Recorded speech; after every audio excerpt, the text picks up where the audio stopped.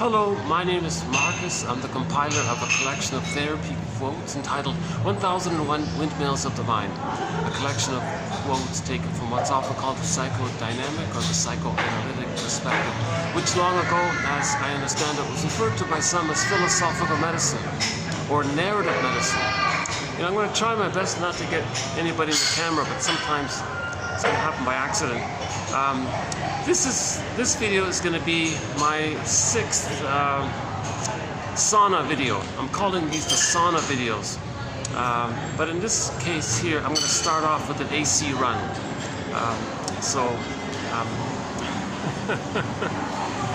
My computer's up in the sauna, so I want to cool down first before I begin. I have sort of a time thing here. So instead of doing a visa run, I'm doing an air conditioning run. So I'm going to start off with an air conditioning run here. So I had to order once in a while I have to order their expensive, ridiculously overpriced coffee. Here it comes here. Thank you. Yeah. I don't need the sugar. That's okay. Thanks. Yeah. Okay. So here it is. My ridiculously overpriced tourist coffee here.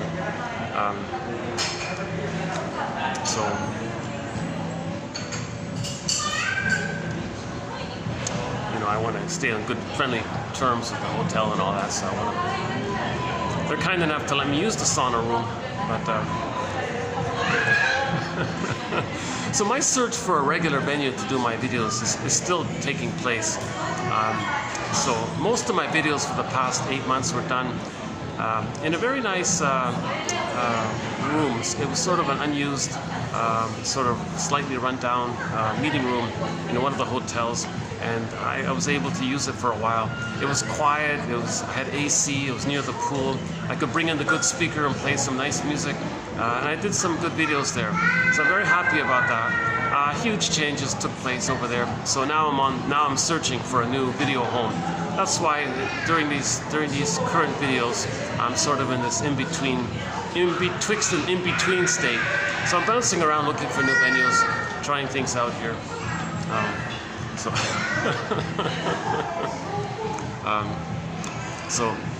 When I cool down, I'll go up to the sauna.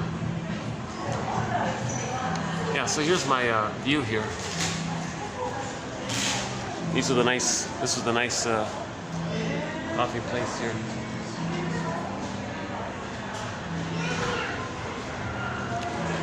So 1001 Windmills of the Mind, is a... See, I don't know how to minimize not getting people on the camera. Pretty much every angle I'm sort of going to get somebody in. Unless I turn around. No, I got those people there. Hold on, let's see.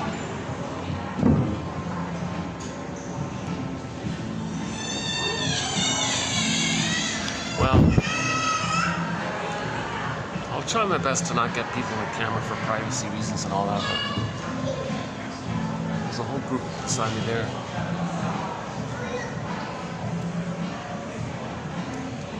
Yeah, maybe I can try over there. Hold on a second.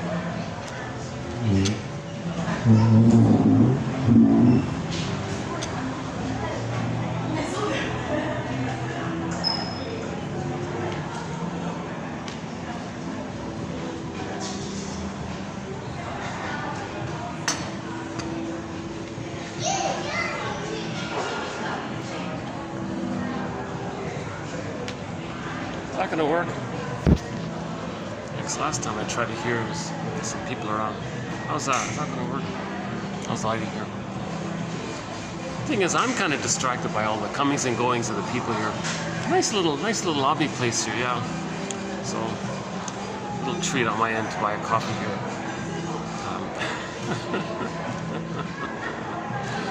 Oh, Jesus. This is going to be another choppy video where I have all these stops and starts. That's the problem with doing these things in the public. I'm still not used to doing this in the public. I really need a quiet room where I can just relax, settle in, and get into a flow and focus on the quotes.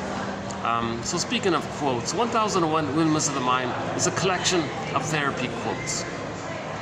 TQ quotes. These quotes come from the psychoanalytic tradition, or dynamic tradition. Some people call it the depth psychology or something. It's a perspective that helps one to find their narrative truth. So my understanding of that is that if the baby has an experience, i.e. a narrative, like something happening to him, that'd be part of the story, right? If the baby has an experience or a narrative that he can't have, his story's broken.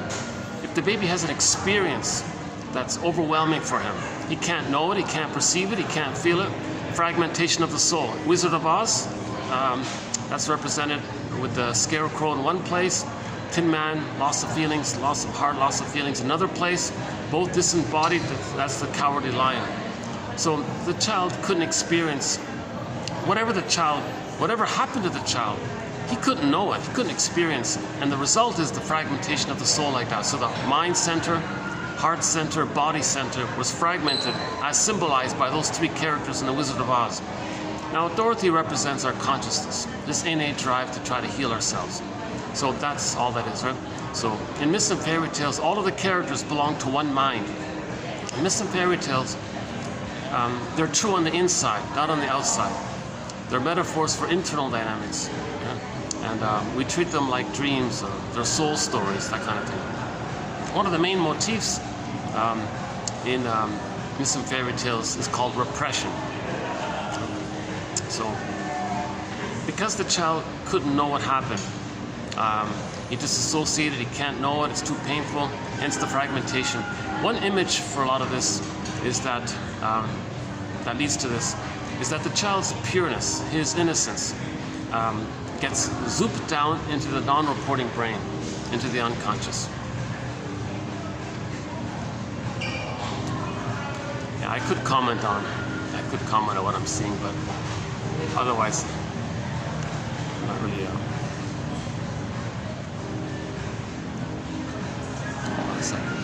Yeah, I see little signs of trauma and signs of unconscious pain and things. People confused, trying their best, trying to using strategies that somehow compromise the situation. I mean, like a compromise means the wish and the fear. They have a compromised formation called a symptom. So we do see sort of symptomatic things. You know. Yeah, it's going to be tough to do it down here. Let me cool off a little further here.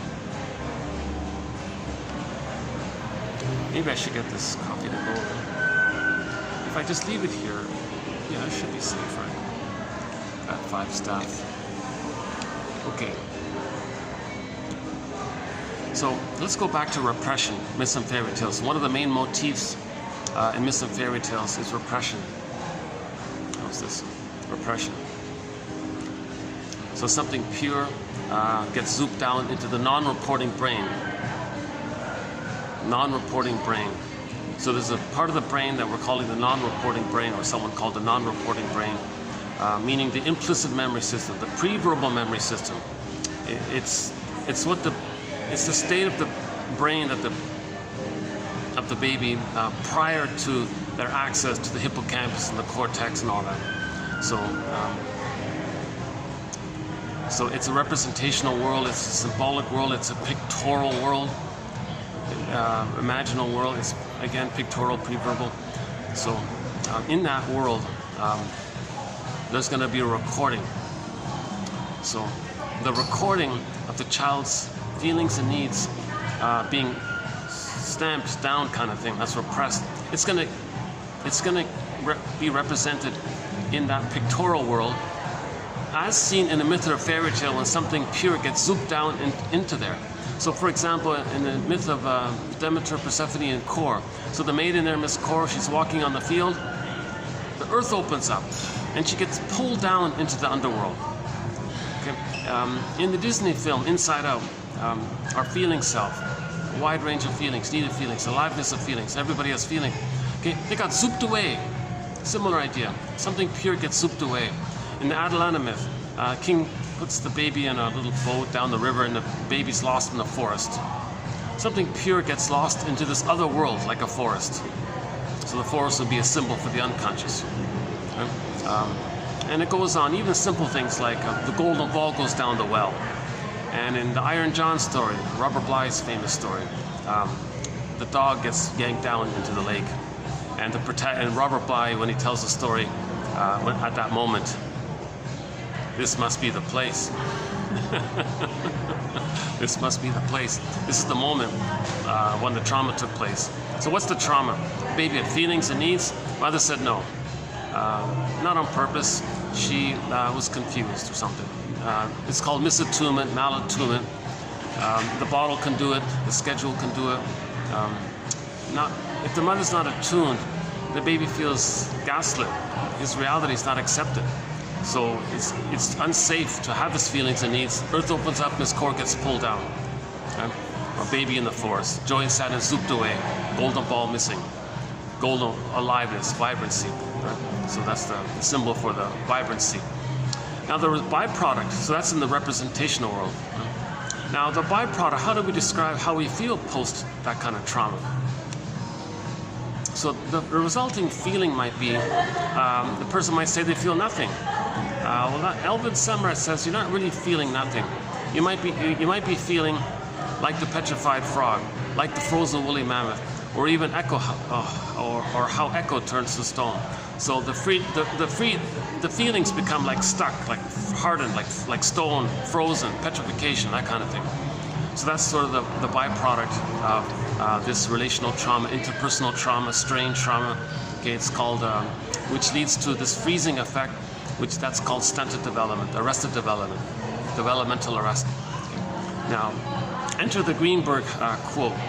There's a film called Greenberg. I don't recommend it. It's not a great film or anything, but there was an excellent line in there, which I've been using quite often. So the shrink says to the guy in that film, you have trouble living in the present. So you're dwelling in the past because you never really lived it. He never really lived it. He couldn't know it, experience. He couldn't know his experience. He couldn't so-called metabolize it, mentalize it, symbolize it, formulate it, recognize it, admit it. The result is like the Wizard of Oz. Consciousness, scarecrow. Feelings, lost, Tin Man. Disembodied, this lion. So another way to describe trauma is that we feel disembodied. If we feel petrified, we don't know what we feel. Karen Horney, one of our mentors, says, we live to the extent that we feel. We live to the extent that we feel. So if we don't know what we're feeling, we feel like numb or going through the motions of life, sleepwalking through life. People might say, something's missing, or people might say they're living the provisional life, the unlived life. When does life begin? Life's not supposed to be a dress rehearsal, those kinds of things. So that's the thing that we're missing. That's what we're talking about. So it's I think it's just basically classical conditioning. Classical conditioning. In the last video, I gave a couple of examples from pop culture about it. Oh, they've moved. Okay. So maybe I can just stay here. That's okay.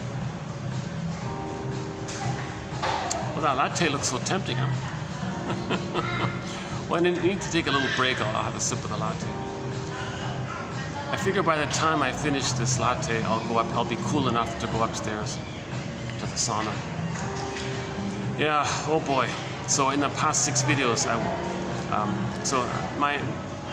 the past 6 videos were done in 2 hotels, sort of close to each other.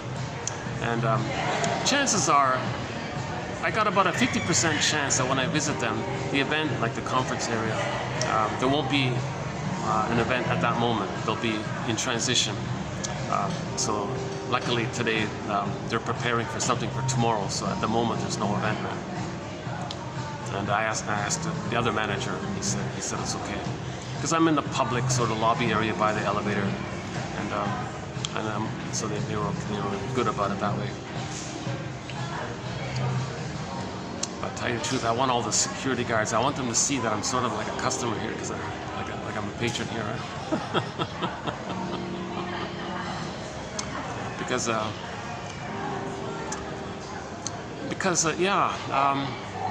takes me a while to get here, so I really I want to have good relations with the 2 hotel staff here.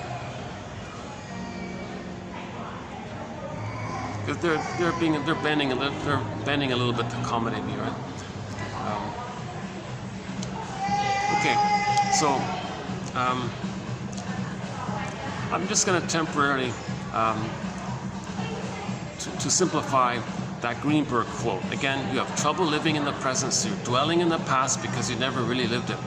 So the child had feelings and needs, his pureness, his golden ball, his aliveness, embodied. Again, if you're not in your body, you're not making sense. You know, what are you doing? Duplicity, confusing, games people play. What's all this? Looking for the good mother to undo the past, that kind of thing. But anyways,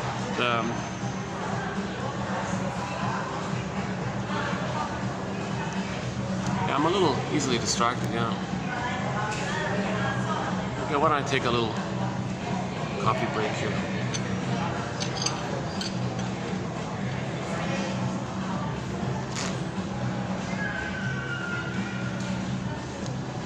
Oh boy, that's bitter, wow.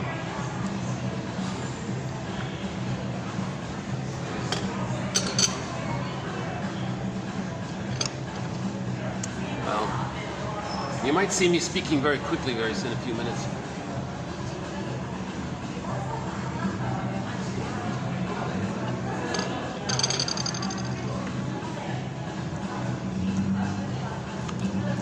Yeah, it's pretty average. It's very bitter for some reason. That one there, but it's okay. But yeah, it's better than average. It's better than the average sort of coffee.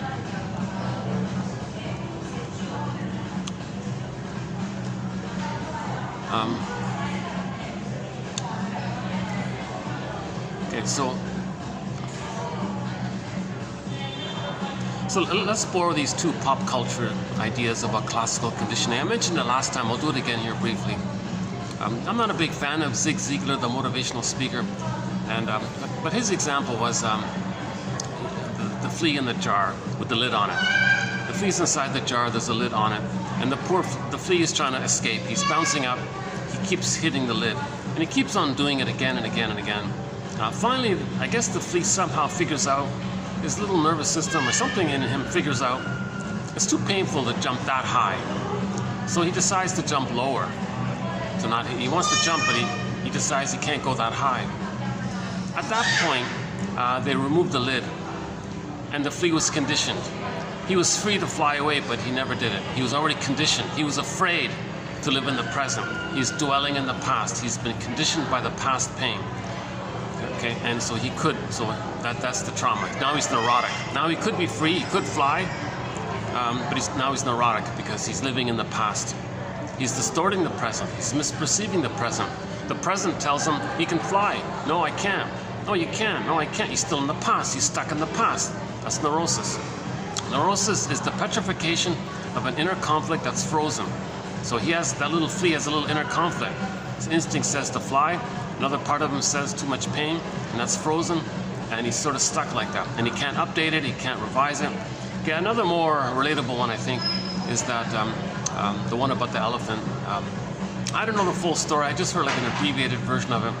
Some farmer or somebody had this little baby elephant. He didn't want it to escape or something, so he tied the rope around the elephant's leg to a post. And the poor little baby elephant was charging, trying to break the rope or trying to break the post. He kept doing it again and again. At one point, finally, the little elephant gave up. The rope was still there. That elephant grew up to be a full-size, giant, powerful elephant. Now, with that adult power that he has, he could easily rip the cord away. He could easily pull off the post and all that. He didn't. He's dwelling in the past. He was conditioned. He was afraid. He was afraid to exert himself because of the conditioning that to do so would lead to so much, all that pain that he developed. Classical conditioning, simple idea. Well, it seems that basically humans were like this, it's similar with us. And I agree with Zig Ziglar on this point. He says humans have a similar problem. Okay? So if the baby is alive, he has his present, he has his golden ball. Okay? So he's alive, that's his true state of affairs, have his feelings, he's embodied, he's enjoying the present, but then he's traumatized. He's betrayed by the mother, gaslit by the mother. It's called a strain trauma, the constant misattunements, the malattunements, Okay. Now we have a whole thread, a separate thread. That's worth 3 hours out. We have a whole separate thread just on why a mother might be a little confused about her, around trying to understand what the baby needs. Why? What's going on there? That's a sensitive topic, an important topic. So I can't do it justice here.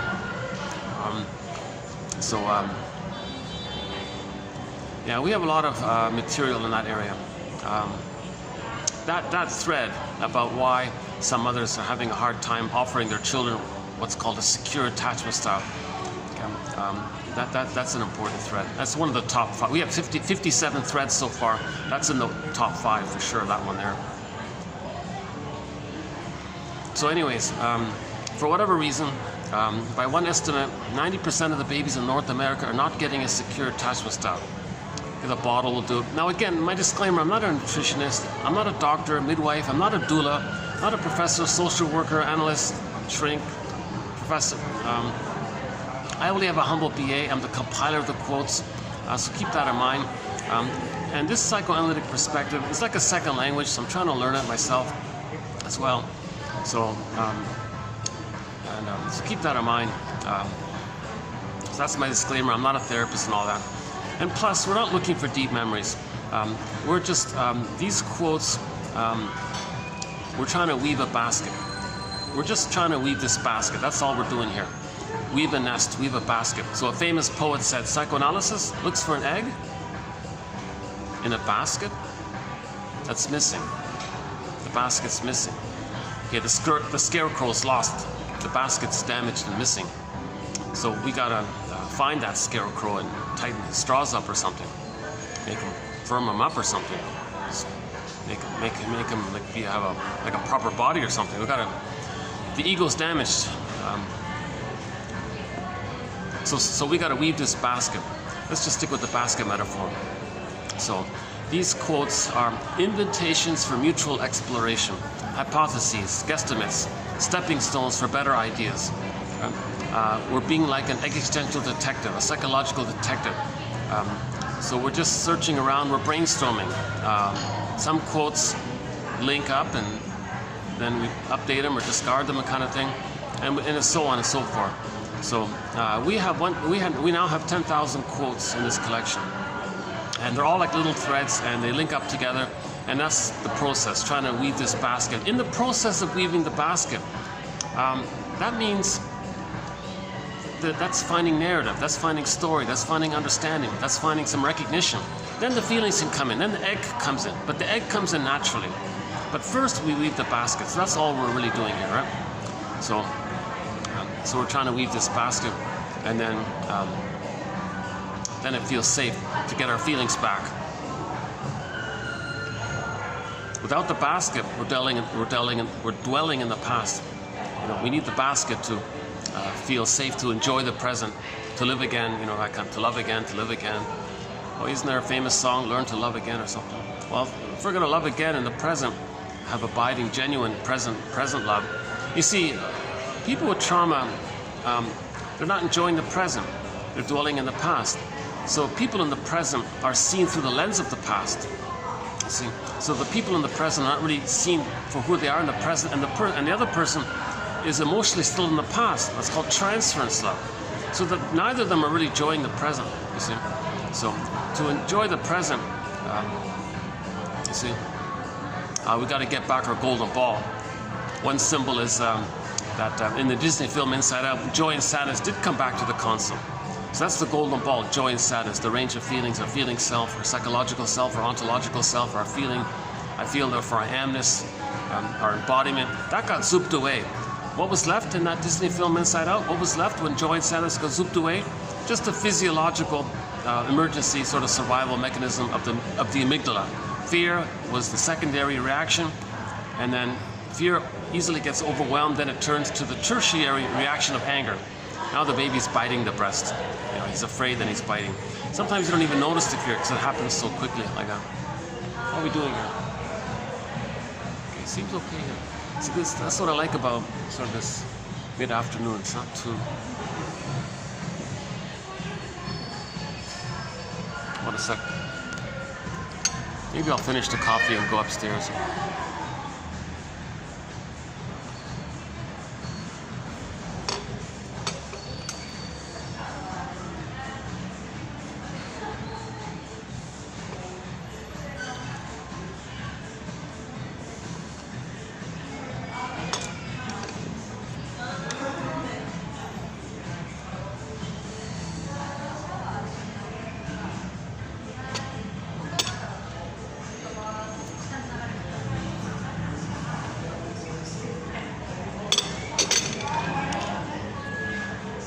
Actually, this is a bit of an experiment to see if I could eventually do these videos in like a place like this.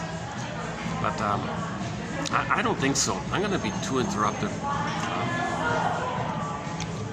Okay, I think I've cooled off reasonably. I'm still a little sweaty, but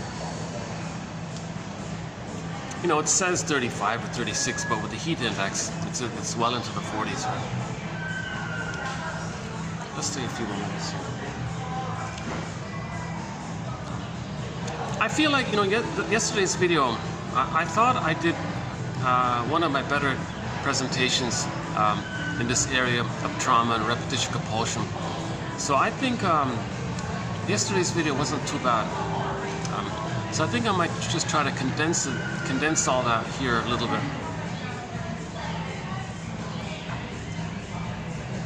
So yeah. So neurosis, being dysfunctional, means we're not enjoying the present.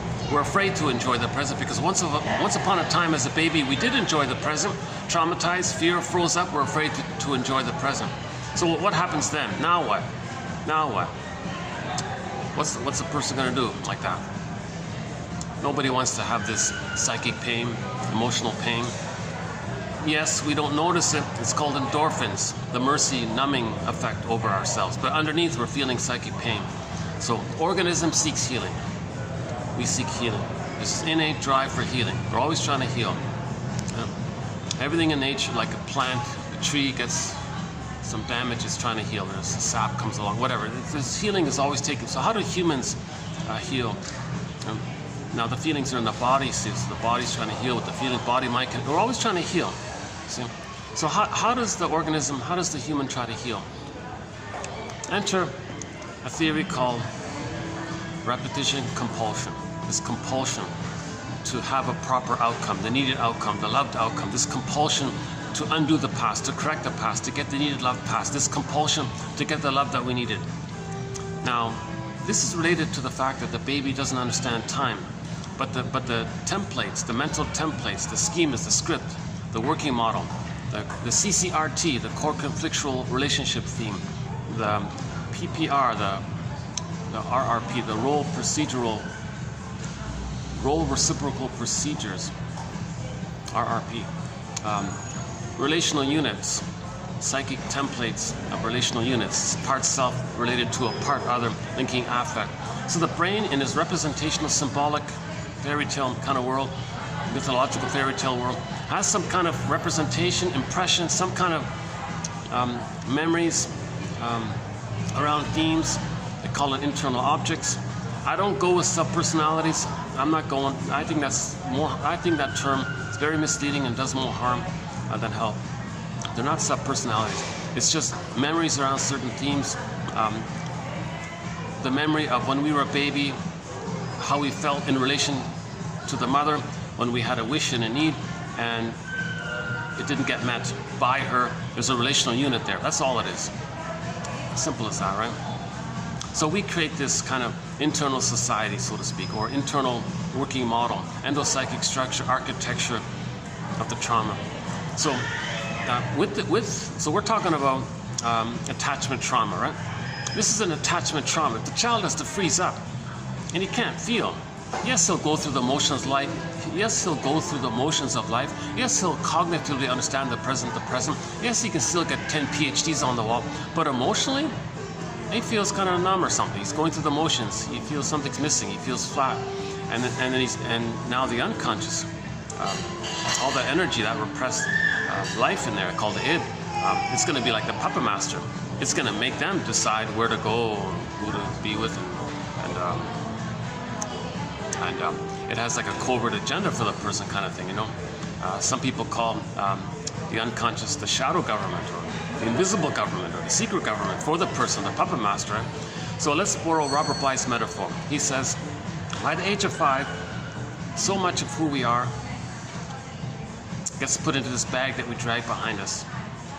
And we don't see it, so that's called the shadow self. Okay? So that bag is just a metaphor for the non-reporting brain, the implicit memory system. It's recorded, we keep it, it's with us. Bly says, so we carry this bag with us all of our lives, and we spend the rest of our lives trying to get back what we put into it. It's called like reintegration, resynthesis, rehealing. So we're always trying to get back what we put in. So the baby, out of fear, puts it in the bag for safekeeping. But that's the trauma, but it's an adjustment, a temporary adjustment he makes. But that's the nature of, that's the thing, it gets frozen. So the idea is find some kind of concepts to let us feel safe, to understand what happened, forgiveness, all that. Then it can start to come in. So that's why we weave the basket, have this second language to help add meaning, understanding, understand the mother, what happened, why did she do this? Okay, and the reality of things, okay. And then maybe, okay, now we're getting some kind of sense that the mother tried to love us, but she couldn't. She would have, she could have. Still some blessings, even if she didn't. So for that one, type in on YouTube, Bruce Springsteen, Independence Day, Toronto. Listen to the introduction that he gives to that song. Yeah, the coffee's kicking in. Let's finish this. Let's finish this.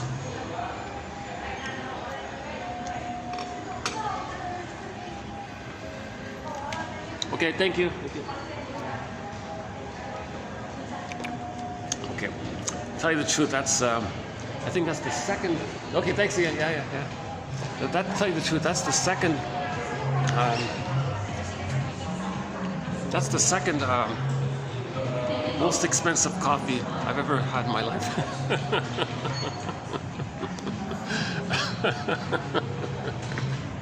The first one was done in another hotel. I never went back there again. Oh my God.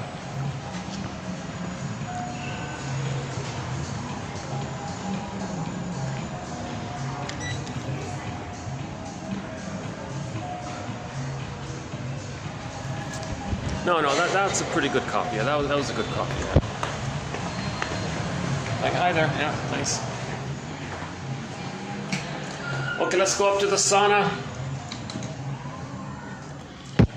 We'll go up to the sauna, and I'll finish my little introduction and get into today's quotes. Today's quotes, sort of on the lighter end. We're just going to focus on one concept. We have a major thread on transference. So we'll add a couple of quotes to that one there. Oh, here we go.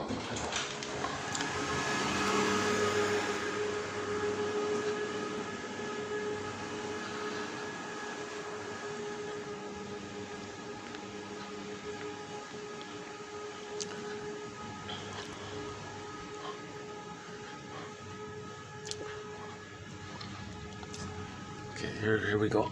So here's the sauna. Still recording. Exposure is locked. Okay. It's quite nice and quiet up here. You know, this is really sort of the nicest venue, I think. This one here. Look at this. Oh, I love it here. This little corner here. See, they're preparing for tomorrow, an event. I didn't get a clear answer. It's either tonight or tomorrow they're preparing for some major event. Maybe it's tomorrow.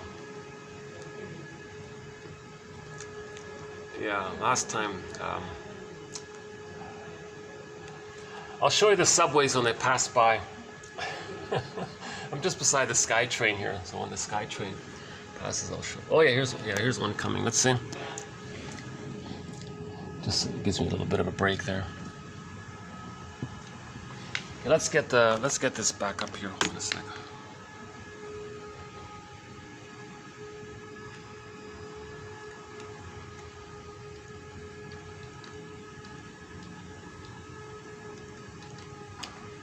Okay, so there's our quotes for today.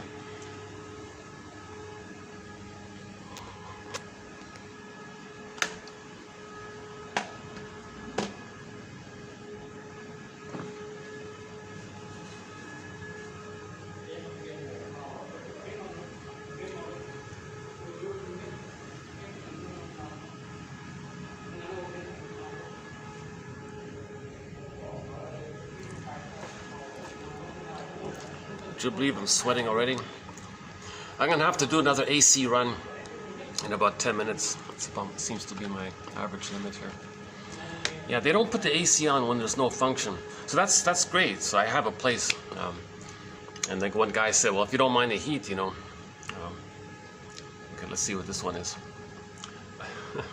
I tell you the truth, some of the artwork is okay. But sometimes, let's see, what's this one? Okay, this is, oh, this is for some kind of air conditioning company. Okay. Yeah. Speaking of air conditioning, right? There's an ad for one. Okay, so just like that crane over there, just like that crane. I don't know if it's showing up there. Let's see. Just like that crane, just like how those workers are building that in between there. Do you see the crane? Not sure if it's showing up there. Sort of in between there.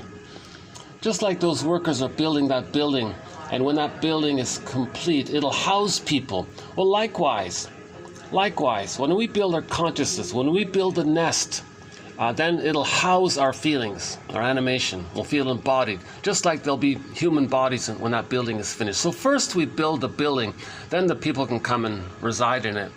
So that's sort of my abbreviated understanding of it. Okay, repetition compulsion. We repeat, so innate drive for healing. The theory on repetition compulsion. This starts with Paul Libby Russell. Sit back here. Still wet. See, I don't want to. See, I'm still a little damp and sweat. I don't want to sit on the back of it. Okay. So repetition compulsion. My approximation of it is that something happens to the baby. Baby's saying, "No, I don't want this. I can't have this. I can't. Do it again, mother. Do it right, mother. No, not this, mother. No, don't make me freeze up. Don't reject me, mother. Don't gaslight me, mother. No, correct it. No, mother, please don't read my signals. Be there for me. Be present for me. Let me feel safe with you. Let's have the music, the attunement, the reverie. See me, hear me. Be there for me. Have a positive regard for me, because whatever the mother does with the baby's brain is malleable. He's laying down neural networking. That becomes a part of him. So human connections lead to neural connections.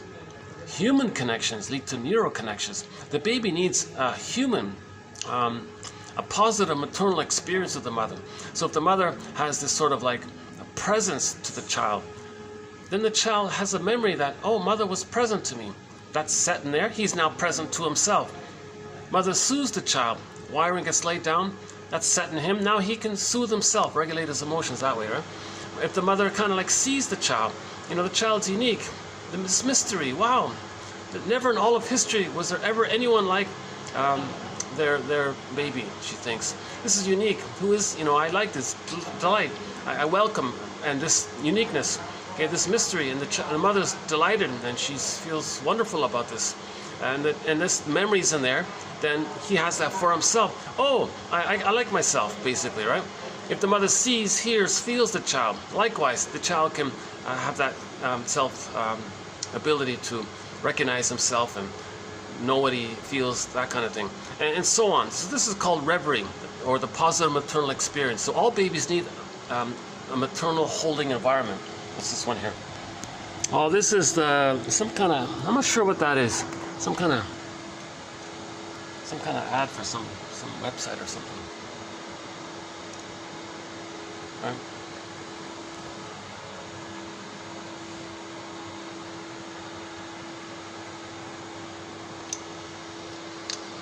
Well, I might have to move it if they're going to vacuum on this end.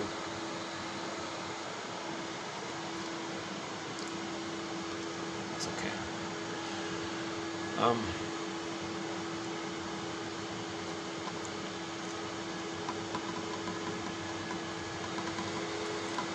I'm just thinking about the coffee, to tell you the truth. See, I brought my normal one, right, from the coffee shop. This one here.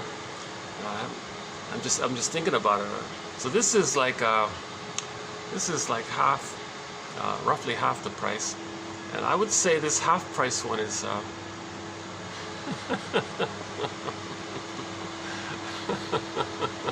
But you're paying for the atmosphere, the venue. You're paying for the nice place. Yeah. So most of the price is sort of for the location, I guess, and all that. I'm talking about coffee because I'm not really normally a coffee drinker. Like, I'll drink some decaf once in a while, but let's see, what's this one here? I think this is some kind of a, let's see, this is some kind of, oh, some kind of like amusement park for kids or something. Okay, I think that's like some kind of theme park or something for kids or something. Not sure. What's the lighting here? This thing keeps beeping on me when the lighting changes. Oh yeah, okay.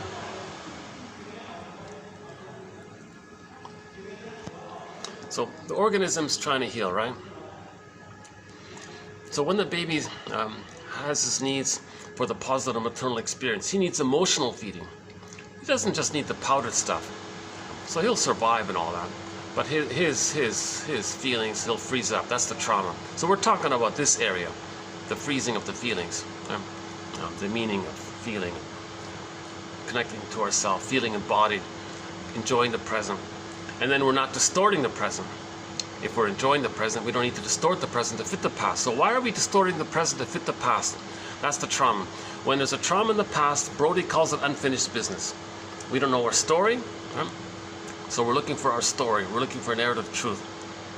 So we're trying to symbolize it, try to recognize it. Now the puppet master, or the secret government, or the shadow government, or the invisible government, or whatever, I'm not sure if it really fits too well, but anyways, this non-reporting brain, or sometimes called the inferring mind, okay? So it's linked in with the organism's innate drive for healing. So what's the inferring mind going to do in conjunction with this innate drive for healing? Enter the theory, repetition, compulsion. What caused the trauma?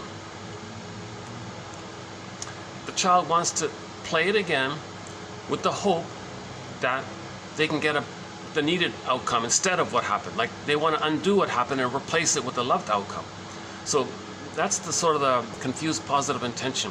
The child doesn't want the pain that happened. He wants to play it again. Give me the loved outcome, mother. No, I don't do that. Quickly, do it, correct it. Don't let me live with that. Don't change it immediately. Like, he's trying to just spin it around or something.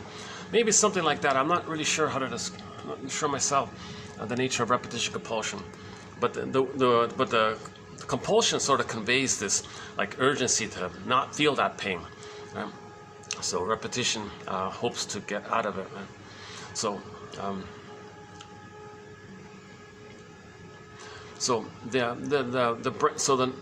the non-reporting brain, or the inferring mind, in conjunction with this overall drive for healing, it wants us to be conscious. We're meant to make the unconscious conscious. Where it was, ego shall be. So the non-reporting brain is trying to communicate to us. Our inner child of the past is trying to communicate to us. We are trying to communicate to ourselves. That's called inner dialogue. We're trying to have a dialogue with ourselves. So our inner child of the past, okay, is trying to communicate to us. But our baby mind, or the time when we were a baby, and the memories, that time doesn't have vocabulary. So how is it going to communicate to us? How is us as a traumatized baby going to communicate to our present conscious situation? How is that going to take place? How does the baby communicate to us? Put it that way. So how does the unconscious mind going to create? Let's go back to Robert Bly's metaphor of the bag. So everything, our potential, who we're meant to be, who we would be had we been loved, capacities of the real self, developmental paths of psychological birth, and then the abilities of the adult to mourn, to make reparation, to enjoy the present. All these capacities of the real self, the true self potentialities, feeling embodied, the golden ball, all that is put into the bag. Okay. Now, so that's all of us that's lost, gets put into the bag. Now, if we were to create some kind of metaphysical imagining, like a sci-fi story, some kind of fantasy imagining of a character that embodies our disowned traits into that character, that's called the double self, the motif of the double in literature. Okay, so that double self, or the secret self, the unconscious self, the second self, the shadow soul, the shadow self, it's the one who walks with me, who's not like me, who is me. Someone's living my life and I know nothing about him. Okay? Darrow calls it the skeleton character. And in his parable from the 20s or whatever it was, you want to welcome the skeleton to the fireplace. Oh, what's this one here? Oh, that's my favorite one, the cat food. All right. I've got two favorite ads so far, the cat food one and that little electric vehicle, the blue EV car one. But that cat, it's fun to see the cat one, yeah. It's still a bit of a novelty for me to sit by the SkyTrain and see it'd be like having an oceanfront cottage and watching the ferries pass by or something, or the boats pass by or something. Or no, the seals or the whales or something pass by. Maybe something like that. Maybe I'm in a city version of how it would be to have a waterfront cottage or something.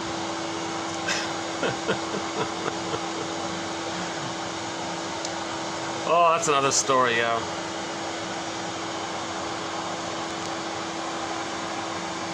Hopefully you're hearing it okay over the vacuum cleaner. Actually, I need to do another AC run here. Let me do another AC run here because I'm sweating already. Hold on a sec. Let's go back down.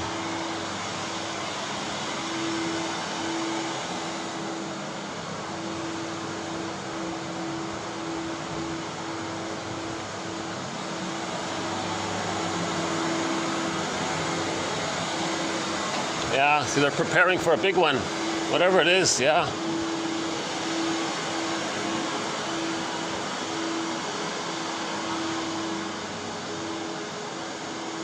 Yeah, look at that, eh? Okay.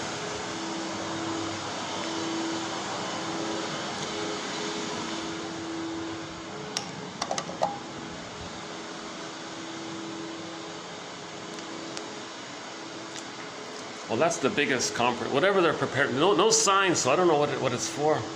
But it looks like it's a major event. It's got to be tomorrow, maybe the weekend or something. What's today? Thursday, right? Maybe it's for the weekend or something. Yeah, let's do an AC run. Yeah, as mentioned earlier, instead of doing a visa run, I need to do now an air conditioning run. Then I'll come back after I cool off.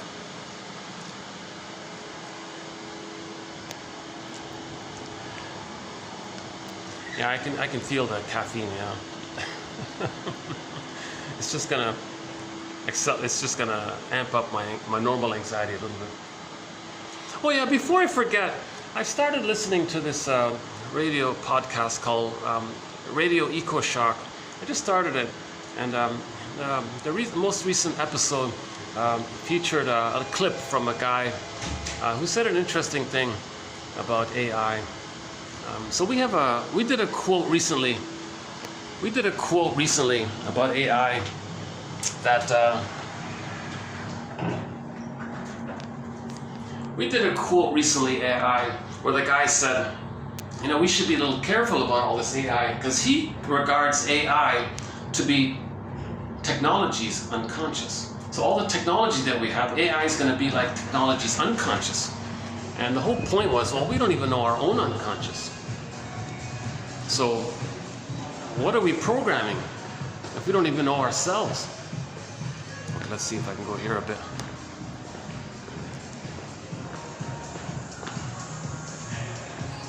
Okay, I guess maybe I'll try it here for a bit.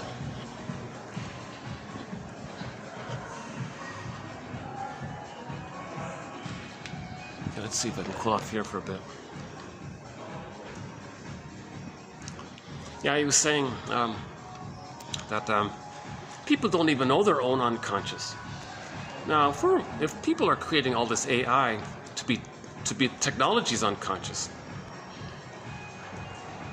then technology is going to be driven by its unconscious, meaning the AI that's being given it. But this is being programmed by people who don't know their own unconscious. So maybe these programmers and all that, they may be influenced unknowingly by their own unconscious, transferred into the unconscious of the technology. So the human unconscious is going to might be seen in the technology's unconscious, i.e. the AI. So we got to be careful because people don't even know their own unconscious. They may word things in a certain way, but if the unconscious is, if the programmer has a lot of jealousy or envy or spite or revenge fantasies, or if he's angry or something, maybe he's going to code it in a way to leave loopholes to allow something to happen. So his point was got to be very, very careful, and just keep that concept in mind. That AI, in effect, we can describe it somehow, approximately, that of it being technologies, all the technology out there, it's unconscious. Because it's supposed to run continuously or automatic, I'm not sure fully. So he said,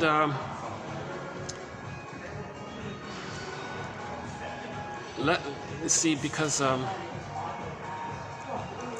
with that puppet,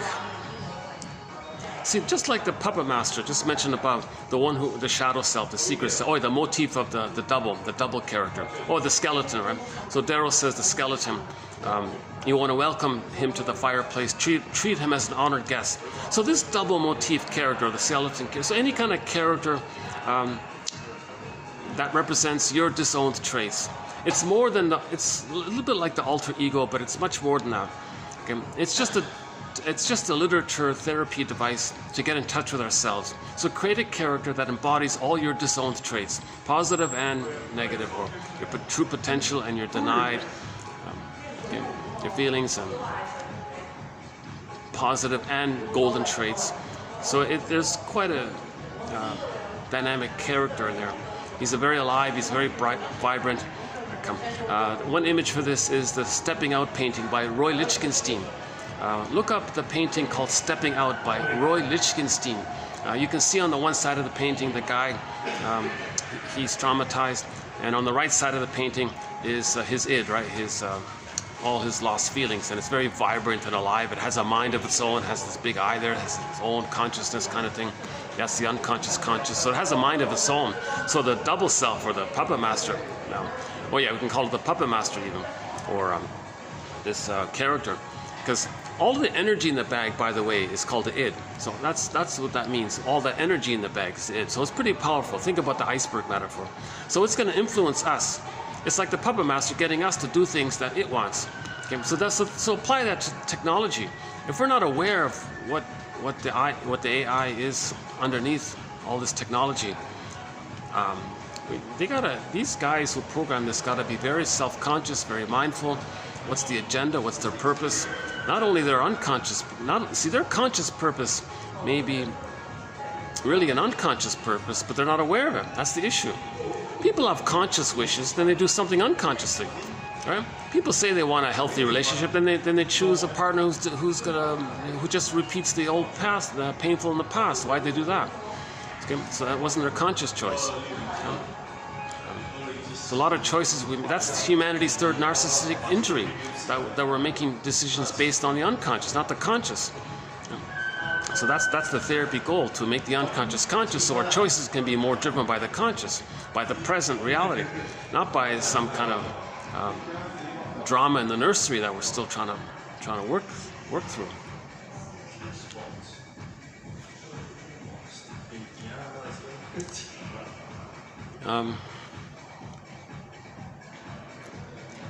One second.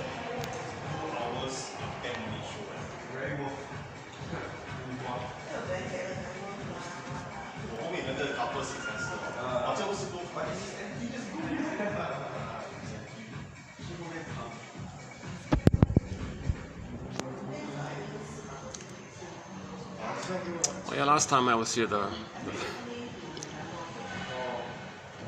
was talking about the farmer selling their produce from the back of their pickup truck.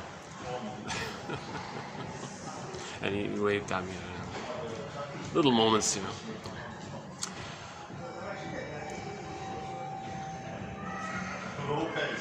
This sculpture here reminds me of the Odyssey for some reason.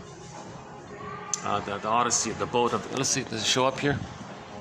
This is sort of like a boatish kind of thing, right? Let's see. Interesting sort of a.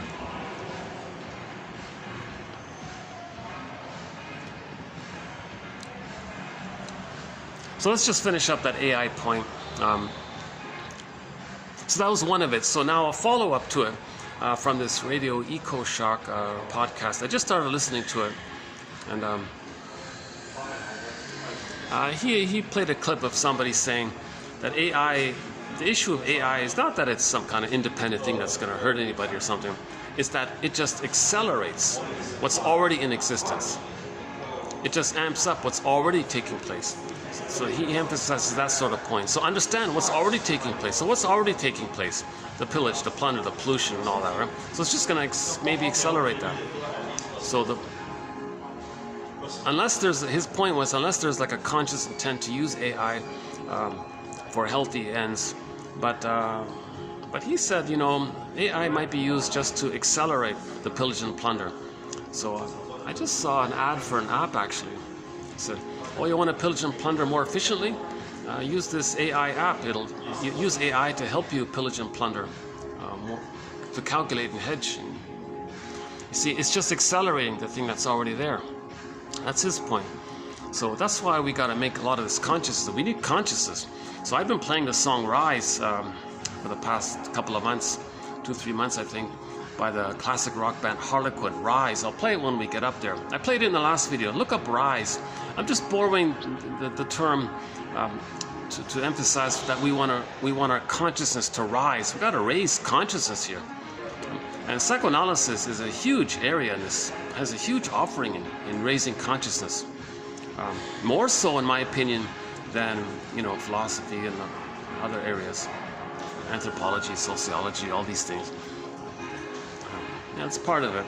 But I think psychoanalysis is really the most potent offering in the area of raising consciousness. Because it makes us aware of repetition compulsion. For one thing, it makes us aware of transference. So what's transference? Something happened in the past? You see that in the present. You're transferring the past template into the present. In effect, superimposing the working model that the baby created in his mind into the present. Therefore, to do that, you're going to distort the present, misperceive the present, misunderstand the present, make up the present. Make up just to fit that template, to fit the script. Why would someone do that? Why? Greenberg quote, you have trouble living in the present, so you're dwelling in the past. You're dwelling in the past. Okay? So the present just becomes another past. A new version of like a replay of the past, a rerun of the past. The present is like a new edition of the past, but it's still the past. It's emotionally the past. Emotionally, it's still the past and the present. So the present is like an as-if staging thing to represent or to symbolize or metaphorize the actual trauma in the nursery. So we repeat the past into the present, looking for our golden ball, looking for a narrative, looking for healing. That's a positive intention, right? So we can say that this is the puppet master getting us to do this. So he's communicating to us by wanting us to see and observe our own staging thing. Okay, how we reenact in the present something that represents the past. Okay, so in the present, we may cast people into certain roles to represent the past. Okay, so if the baby was traumatized by the mother, the person may reenact that by coaxing others to reject them, to replay how the mother rejected them. That's the inferring mind telling you, hey, I'm showing you what happened in the nursery. So that's the unconscious. That's like the AI, or like psychological AI or something. It doesn't fit like that. It's the puppet master, just say with the shadow government or something. The psychic, invisible, secret government or something. Just like outwardly they talk about this secret 200 people call the shots and all that. Well, maybe there's like instead of 200, there's one character called our own double self calling the shots, telling us what to do. So let's use burglar as one of the puppet masters. It's going to get us to distort the present, misperceive the present, misuse the present, to fit that template, that stencil. So we got like a stencil there. We're going to see the present through that stencil. Therefore, distort the present to fit the stencil, believing that the present is still like the past. Okay, we're dwelling in the past, unfinished business. Again, with the baby fantasy, with the baby memory fantasy, the baby in us wanting a better outcome, a new outcome, a happy outcome, an outcome where we were loved, an outcome where we got our needs met and can resume development. Nobody wants the arrested development, stunted development. Everybody's meant to merge with the mother, feel safe, hatch out, go through the separation, individuation process. We're all meant to have a psychological birth. Again, the psychological birth of the baby just doesn't automatically take place with the biological birth. Okay, the baby has to enter into kind of like a fusion with the mother for the first 4 to 5 months. He starts to hatch out, and it's a gradual process. So it's one of our threads about the psychological birth. Not a perfect theory, but it's not bad. It's a good enough ballpark concept about the psychological birth, where the child has to go through these sort of developmental phases. So babies need an extended womb. First 4 to 5 months, he starts to hatch out of that mother-infant dual oneness there, just like the baby in the uterus was one with the mother. Okay.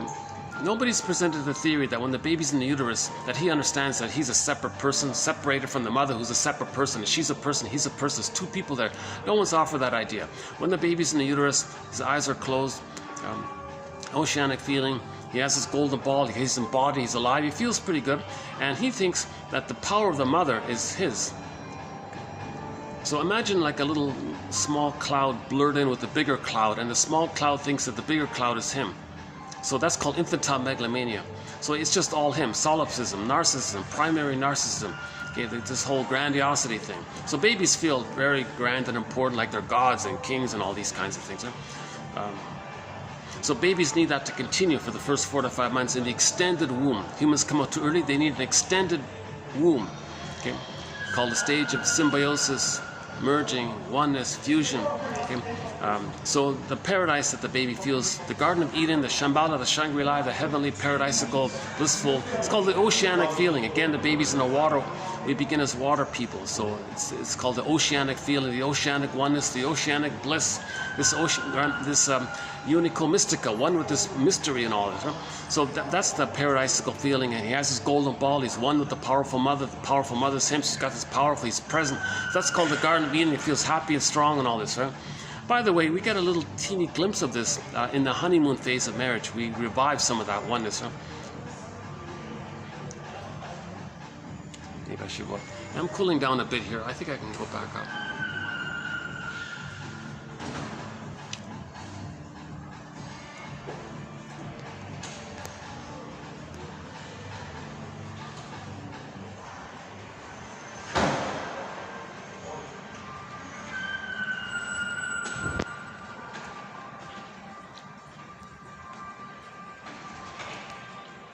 Yeah, I like these two new hotels that I found. They've been all right. Yeah, spacious. I like they're spacious, like high ceilings, lots of Florida ceiling, glass windows. You know, yeah, nice and cool.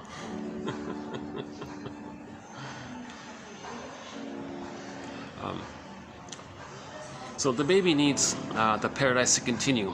It's called a positive maternal experience, the maternal holding environment, where he still is one with the mother.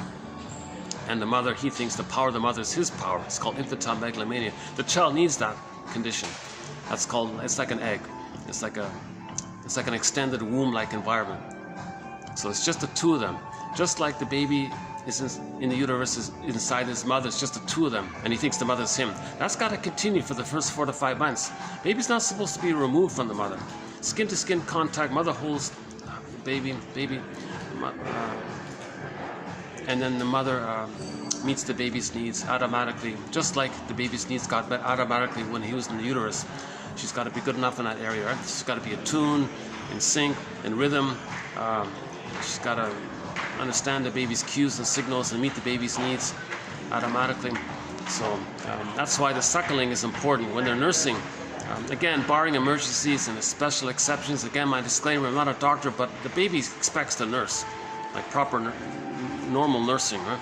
So, because the nerve endings in the breast line up with the nerve endings in the child, there's like sort of like a line there, then the child's emotions can go through the line, it's like a cable there, and the mother, understands instantly the baby's signals. Oh, baby wants this, baby needs this. So that helps the mother to be attuned to the baby's signals, so she can emotionally feed the baby, and so on. So the baby needs that for 4 to 5 months, the so-called emotional feeding, let's say. Then he feels safe and warm. Mother saw him, mother accepted him. He's got his golden ball. Everything's good like that. And then he feels safe. He feels safe okay, now I can be born. Now I can start, well, not be born, I can start the birthing process. So he's going to hatch out. But this hatching out, unlike for the biological birth, for the psychological birth, the hatching out is gradual. It begins at 4 to 5 months. Big debate about it. Some say 3 months, maybe up to 6 months. The lowest I saw was 2 months. The highest I saw was 7 months. I'm still sticking with Mahler. It's 4 to 5 months where the baby starts to hatch out, where he has the sense, oh, okay, I'm a me and the mother's a person. We're separate people there. But it starts there roughly, right? And then now between now he's still infantile megalomania. The thing is, his narcissism is still there up until 18 months. So from 4 to 5 months to 18 months, he still thinks he's a little god. So now he can crawl, walk, run. He's got superpowers. Superman now. So he with these new powers and locomotion, motor skills. Come on, do the locomotion. So he's running around and he thinks everything's for him, serves him. So he still has the primary narcissism. The child, so the world is his oyster. The world is all his. He's running around. It's all for him. Everything's for him. So we all get that. It's okay. The child has that for 18 months. If he's not traumatized during that time, meaning while he's running around thinking he's a little Superman or something, he's not shamed for it. He's not rejected for it. He's allowed to have that phase. Then naturally, at 18 months, it'll naturally occur to him with experience and time, at 18 months roughly, oh my God, it's not all about me, there's others here, others have feelings. Okay, I get it now. It's not all about me. The whole world is not me. I'm not everything. I'm not a god.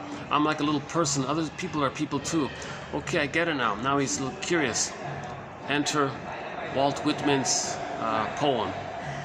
Now Voyager, human Voyager. Before he was a god, right? Now he's a human. Now human, go seek thou forth and find, or something like that. So 18 months, the primary narcissism has mainly dissipated, not completely, but mainly dissipated. Now between 18 months and 36 months, he's going to be this little explorer. So he's going to explore further, but he's not ready to be on his own yet. He's still too young. So at some point he's going to freak out. He's going to run back to his mother for touch base. So the mother functions at that point as a secure base, not for fusion, not so much even to return to the oneness, something like that. The child is already kind of separated, but he needs a different kind of support from the mother. He needs what's called communicative matching. He needs a reassurance that he's still safe. So the child comes back to his mother for what's called emotional refueling. But that just means the mother says two parts. The mother just says basically, I'm here, you're safe, you're exploring, and you freaked out, you can't, no, everything's okay, you can keep exploring.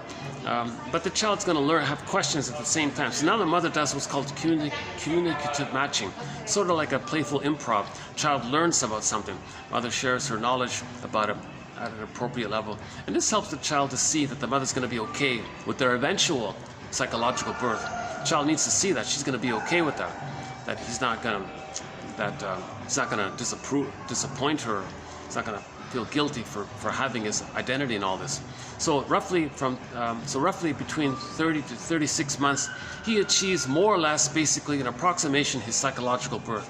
Okay, so what that means is from birth to 30 to 36 months, he has a cluster of memories all bundled up around a certain theme that supported his autonomy. Okay? The safety in the first 4 to 5 months, the mirroring, the acceptance that he's a little god up until 18 months, and then the secure base needs, the communicative matching needs, the improv needs, all of these sort of memories with a positive mother, bundle in his mind, and it leads to a structure in his mind called the holding interject, or the internalized good object, or object constancy. It's a part of him that he received enough love to him that leads to a psychic template in his representational mind world of I'm okay, you're okay. Mother was loving, so she's okay, and she loved the child, and he felt that he was okay by that. He differentiated, so I'm okay, you're okay. That's normal, natural, healthy development. It's I'm okay, you're okay. The golden ball is still present. The temperament, the emotional baseline temperament for the natural driving baseline emotion that people feel is joy. Joy runs the console. Joy is the driver for the person. If metaphor like a car, the joy is the driver. We don't necessarily mean this bouncing around, great excitement like we see in that film, the Disney film Inside Out. But joy just means, one form of it we can say is the serene, inexhaustible fullness of being, the embodiment. So that's calm, means you enjoy the present, you're embodied, you can feel. Now you have your golden ball, so all your feelings are there. Needed feelings, appropriate feelings, okay, interest, curiosity, creativity, joy, spontaneity, that kind of thing. And sadness is there with, they're together. So yeah, if there's a loss, they can feel sadness, they can mourn. You know? So then they can enjoy the present again. Now think about it. If joy and sadness are zooped away, and they haven't come back to the console by 3, and they're zooped away, post 3, the person goes through life with complicated grief. So they go through life not being able to accept loss. Because to accept loss, you got to have access to sadness, but sadness is zooped away. So then that's going to lead to complicated grief, aggravated grief, the derailment of the grief process. Okay, that's going to lead to melancholia, pathological nostalgia, dwelling in the past. But that can lead to that can be tiring, emotional fatigue, burnout, soul loss, nervous breakdown, even they said. So the thing about that is that if there is a loss in their life later on, they're going to say, no, I can't. No, there was no loss. They'll deny it. So denial will be big there. But they're going to be reminded again of the loss. Hey, that place reminds me of her. Always something there to remind. Isn't there a song like that? Always something there to remind me. Who's that song? And there's always something. Something like that. I forgot who sang that. Saga, not Saga, right? Oh my God, the band Saga. Yeah, we have one of their songs on our soundtrack. Oh, that's the first time I've mentioned that one. A long time. Okay, I'll play it in the next video, Saga.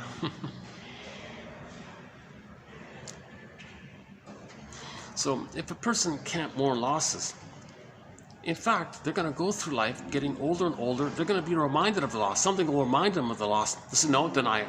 No, deny it. No. They might use contempt as a defense, as a manic defense against loss. So the manic defense is like denial and sour grapes. Didn't need the person. It wasn't important. Didn't need him. They deny it. They're getting older. Reminded. No. So because there's this drive to mourn. There's this drive to face the feelings that we lost. So more and more. I think it's like perception becomes narrower because there's more of an urgency to finally accept the loss. It's like Poseidon, the energy, the id, Poseidon. Come on, Odysseus, you got to feel now. So in the Odyssey, Poseidon representing the id. Okay, the whole ocean was like the force of the ocean. That's the unconscious, the energy of the ocean. Okay, that's the ocean's the unconscious. And in the TV series called Odyssey, starring Armando Sante, they did a special effects thing where the ocean had like a wave there. Okay, and that was Poseidon speaking to the protagonist. That's our own unconscious speaking to us, saying, you gotta feel, So as we get older, there's this urgency to feel. So Poseidon says, so in Greek mythology, the word, he says you gotta suffer. He doesn't mean punishment suffering, he means you're gonna have to feel your feeling. So the person goes through life being reminded of the loss. That's Poseidon saying, come on, you gotta accept it. No, I deny it. Oh, you're being so macho here. You think you're a tough guy. No, it wasn't important. Really? No, it was important. No, it wasn't. I'm a macho man. It wasn't important. No, I don't like this. Poseidon said, I don't like to have some humility here. It was important to you. It was a loss. You got to accept the loss. No, I can't accept the loss. Poseidon's angry, getting old. It continues like this. Finally, in the later years, he's going to become, every little thing is going to remind him. So people say they feel like they're walking on eggshells around them, and they want to control everything. So one of the manic defenses against complicated grief is controlling. So they want to control every little thing, because if it's in their control, then they don't experience a loss, then they can feel not triggered by loss, because if they can't control something that's like a loss, it's going to trigger the loss. Now, so they can be very controlling. OCD can be very strong there, plus the sour grapes. Oh no, it wasn't important, didn't need him. It was the wrong person anyways. That's ending to be stuck. So that's the curmudgeon. So late in life, a lot of people who don't mourn become curmudgeons. Bitter, stingy, grumpy, miserly curmudgeons. Not elders, not generative. They're still battling with the memory of mother not providing the person enough love to allow joy and sadness at the console. They were traumatized and joy and sadness was away. So we have a whole thread on the manic defenses against complicated grief. Yeah, I'm feeling that. Do you notice me speaking a little more quickly here? That caffeine was stronger than usual, right? A little bit stronger than usual, you know. Oh, you doing okay here?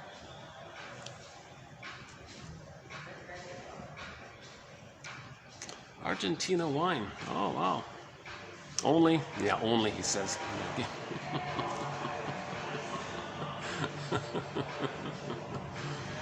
It's expensive in these hotels, yeah. So special occasions, right?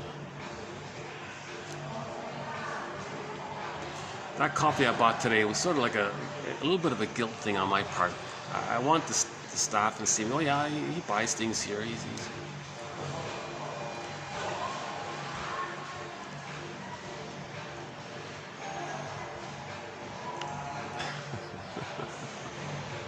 Look, I think I can go up in a minute. Yeah, let's. I think I've done my AC run here, so we'll go up. I'll go back up to the sauna for a good 10 minutes, and then I'll come back and do another AC run here. Yeah, so let's go back up.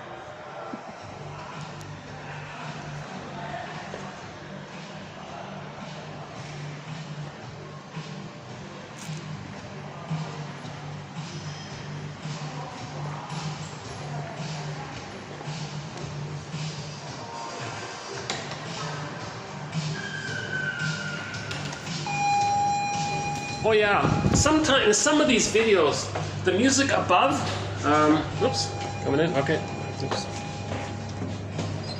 You know, sometimes the music on the overhead, it's copyrighted. So sometimes some of the videos, you'll notice a little skip. That's because I have to go back and agree to trim out some kind of copyrighted song. So it's very sensitive about that, right? So in 2 videos ago, I had to trim out some pop song that I never even heard of. Oh, it's nice and clean, eh? All right.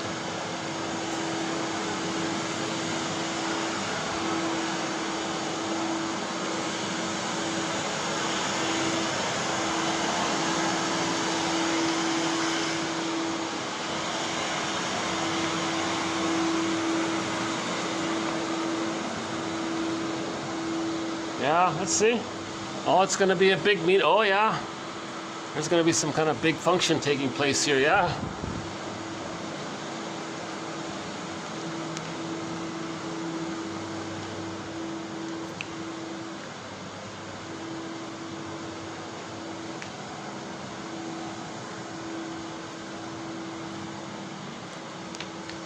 Well, these carpet cleaners are doing a very good job. The carpet looks very clean. Looks very fresh. Looks almost new, actually, yeah. They must have used some good shampoo or something.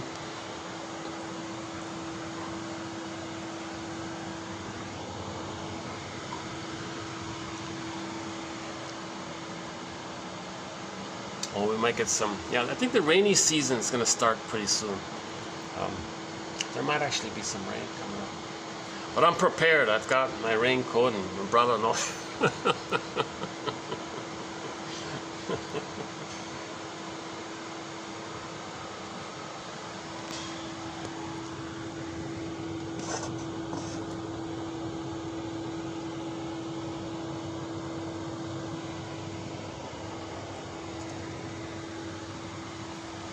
Okay, so back to the basic idea of this innate drive for healing.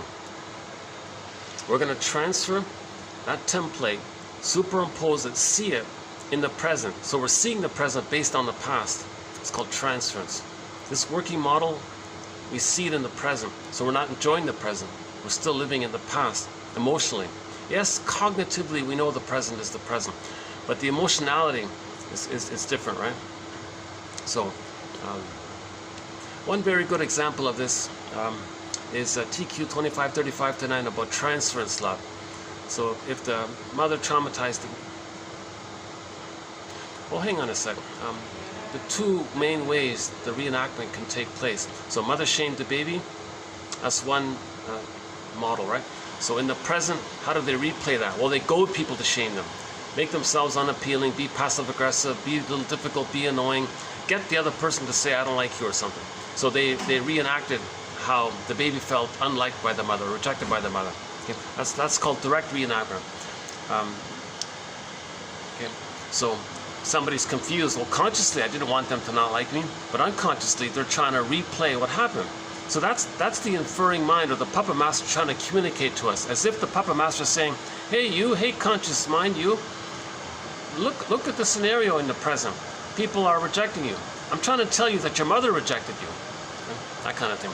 Now another more dramatic, that's a more benign one, a more desperate, urgent, painful one is that the baby identifies with the aggressor.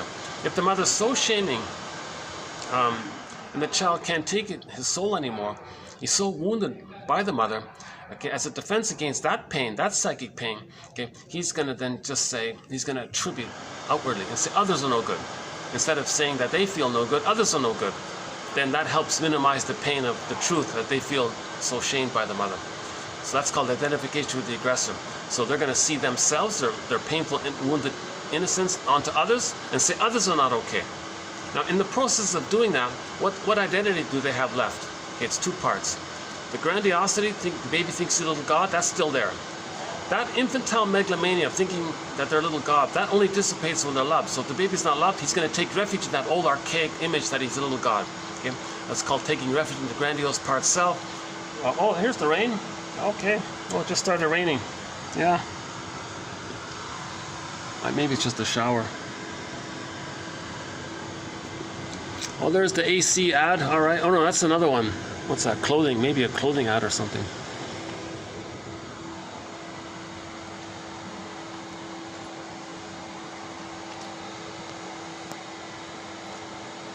Well, stopped already. Oh, it just rained for literally 2 seconds and it rained. Huh?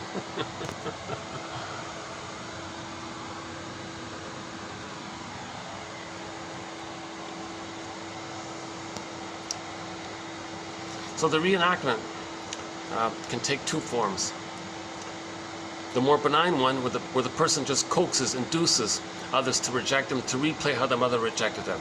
It's sort of like a direct staging thing.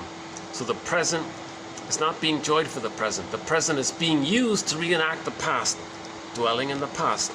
Okay, Greenberg quote, you have trouble living in the present. You don't enjoy the present. You're afraid to enjoy the present. So you're dwelling in the past, replaying the past with the fantasy that by doing so we can correct the past, get the needed love past. It's ridiculous because nobody in the present,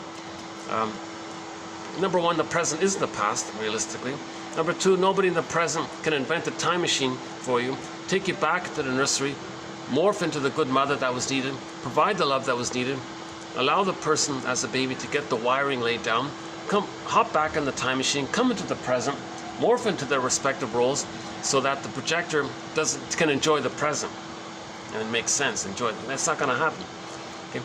But this imagining is almost like a communication from the puppet master. Okay?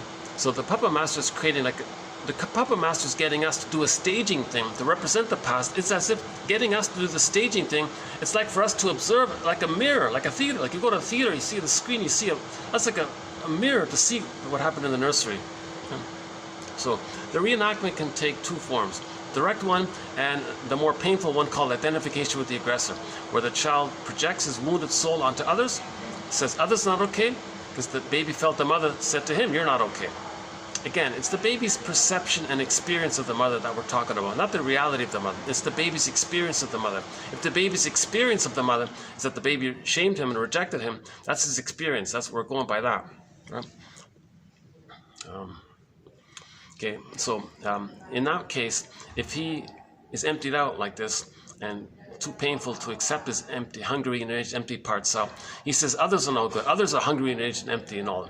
So what's left? He only has the grandiosity part. Okay, it's ironic because the baby was never a little god, but he's gonna think he's like a little god. So important. It's called narcissism, right? Not care about others. Everything's for them, serves. The whole thing about narcissism, right? So they're going to take refuge in that. But that's not quite enough. It's one's identity just being that illusionary thing remember the flower narcissist gives people this illusion and everything, but that's not quite enough. He needs a little more substance. So in the vacuum of not having a self, the mother shamed him. Oh, the shaming mother. He'll just absorb all that and be that. That's called identification with the aggressor. He's going to be the shaming mother. So in effect, he's going to become like an extension of his shaming mother, or a caricature of his shaming mother. He's going to be the shaming mother. That's his oneness with the mother. Remember, the oneness is still there, right? Babies and mothers and babies are one. They're fused there. He's still in that fusion there. So that's his connection and safety and attachment to the mother. So he feels some kind of safety because he has the mother, because he's become the mother.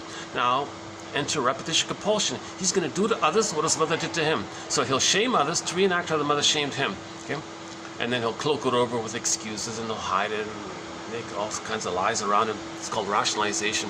But shall I compare thee to an onion?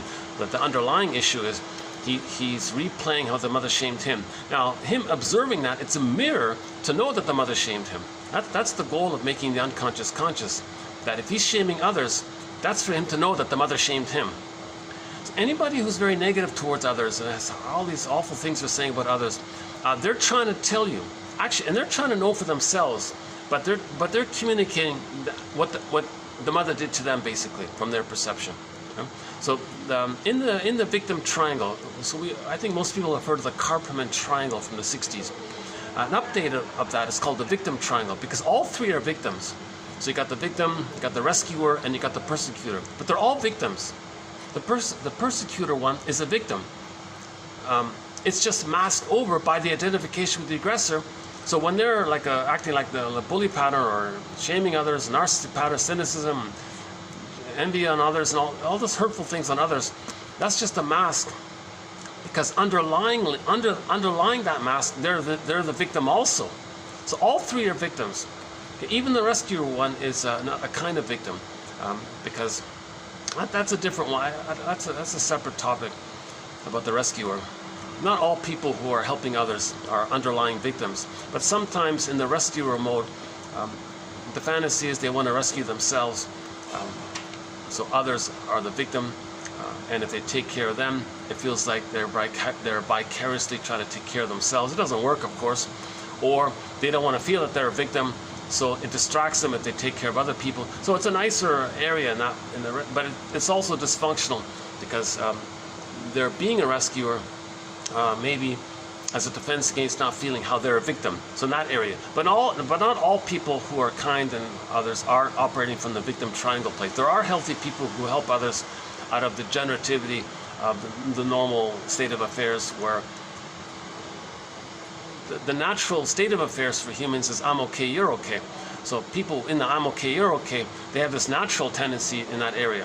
And they see the world in that area and want to operate from that I'm okay, you're okay script. That's sort of a different idea. But let's just stick with on the victim triangle. Got the victim and the persecutor one. The persecutor one is a victim. So enter Alice Miller's quote. She said, "Where do emotional abusers get their ideas from? Where do they get these ideas from? Where do they get their sardonic humor, black humor from? Where do they get all these hateful ideas from? Where do they get all this shaming things they're saying? Where do they learn that? Where do they get that from?" Okay, from their childhoods, of course, right? So this anger came of the persecutor feeling. When the child has to project his wounded soul onto others and identify with the aggressor, the main emotions are hate, greed, envy, spite, vindictiveness, schadenfreude, of course, ingratitude. Now, because they can't mourn, they have the manic defenses. One of the manic defenses is the grandiosity. Now, cynicism gratifies grandiosity. Okay? Now, because they can't mourn, they're going to be very controlling. Okay? Now, if they can't control, they'll say, "Didn't you anyways?" That's the sour grapes contempt one. And there's a third one about the fiery victory. I think it's related to the grandiosity.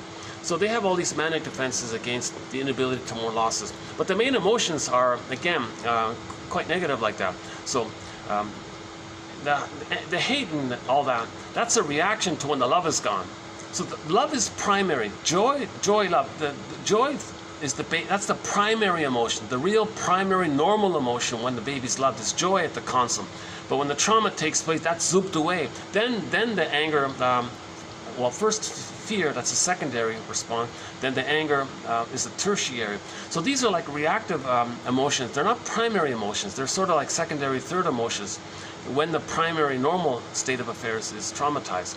Okay, so that's not the baseline. The normal baseline is joy runs the show.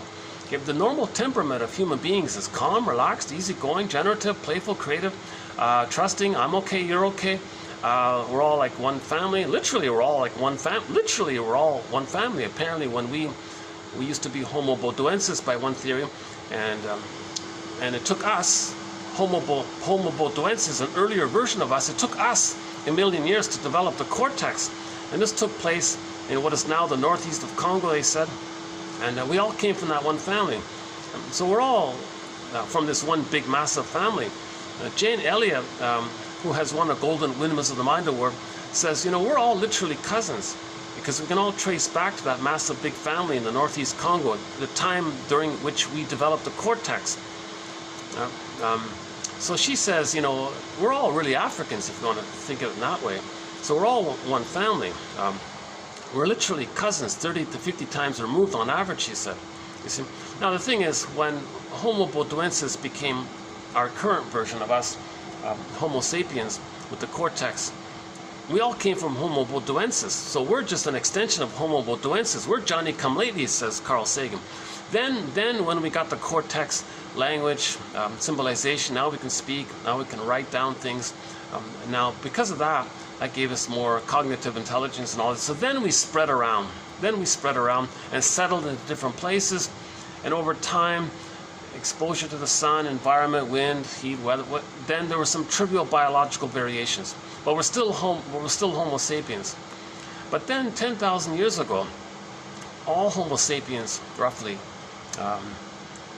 became accidentally traumatized, and we became a traumatized version of ourselves. So what we're dealing with now, what we're trying to heal now, is that we're Homo traumicus or Homo traumaticus, either one. Okay? So we're a traumatized, some people call it Homo economicus. That really kind of conveys the trauma of it all, the greed, the envy, not caring, polluting, and make profit. That's the Homo traumicus. So the philosophy and the greed of the pillaging and the polluting, that's sort of in that area. So, and then the main emotions are greed, envy, and all that. Then we created a society that facilitates the pillage and the plunder. And we're destroying the soil, the water, the air, and very quickly. Food's becoming more expensive, and so water, 10 billion tons of plastic in the ocean, and then the plastic breaks down, the chemicals spread around, and the fish eat it, and the fish are dying, and and so on and so forth. So this is like a collective expression of Homo traumicus. The pillage system is a collective expression of everybody's individual state of being Homo traumicus. So the goal is to seek healing. There's this drive for healing. You see, there's this drive for healing. We want to get back to Homo naturalis, which is the natural version of Homo sapiens, the Homo naturalis, where joy is at the console, means we're embodied, we enjoy the present, I'm okay, you're okay, we make sense.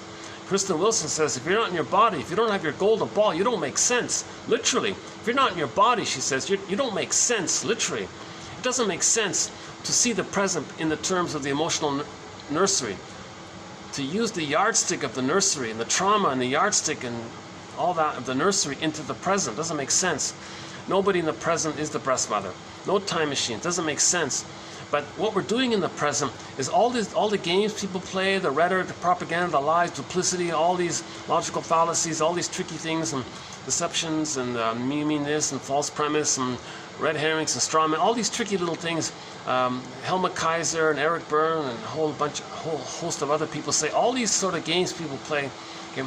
This is ultimately an attempt to, number one, not see the person in the present for who they are. So that's a form of gaslighting, denying their present reality.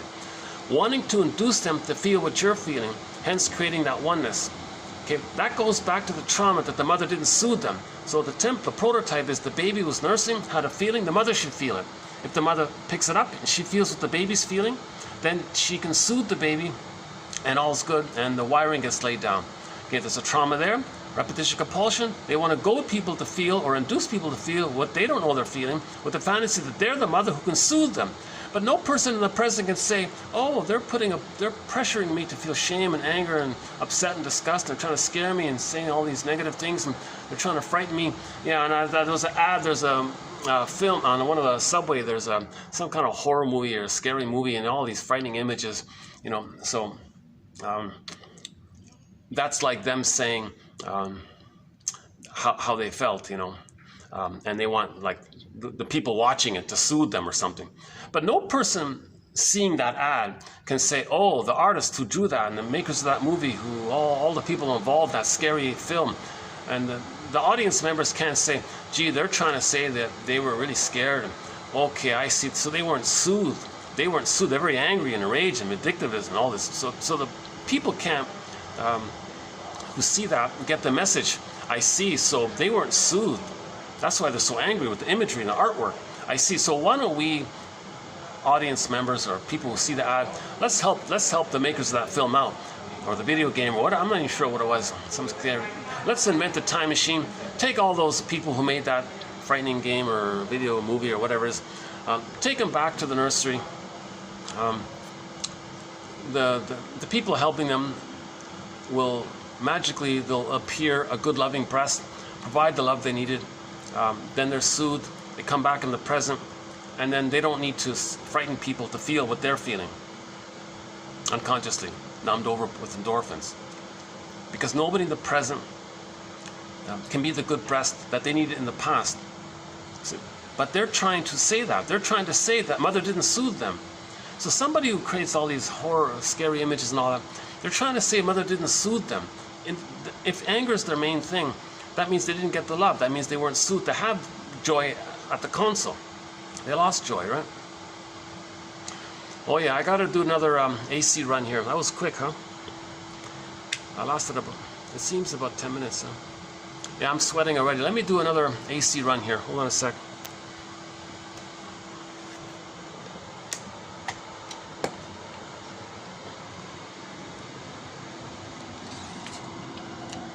That's what's that one there? Oh, that's for some kind of washing machine or something. Some kind of appliance.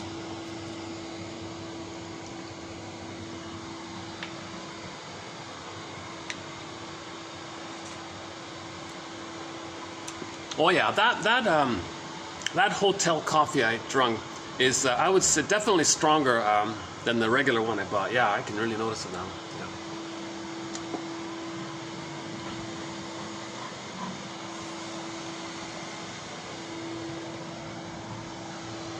Okay, let's do another AC run here.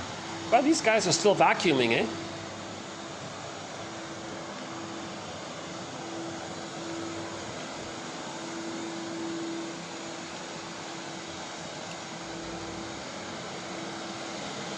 Well, this is the cleanest carpet I've ever seen, eh? All right. All right.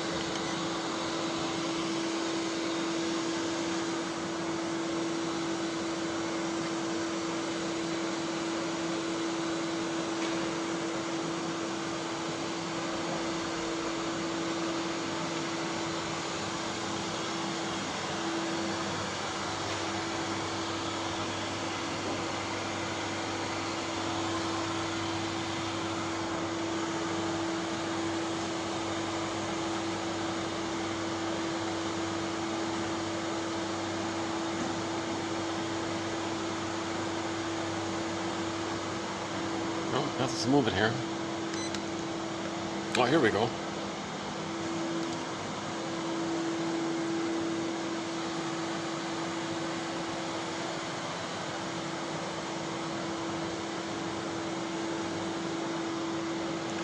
Okay, here we go.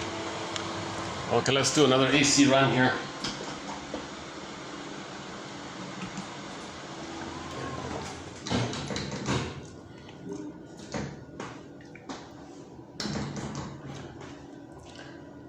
It's funny about this. Sometimes you gotta press it like 3 times to get it. Yeah. There we go. The elevator is saying, "Are you sure? Are you sure?" A little sticky or something.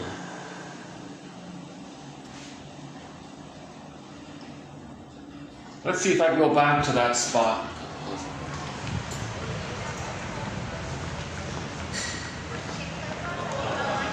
Hi.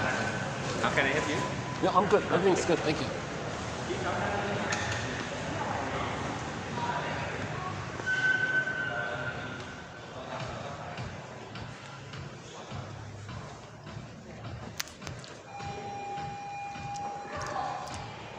Gotta sit here for a bit. Let's do my AC run here. Oh yeah, the music, hopefully it's not copyrighted.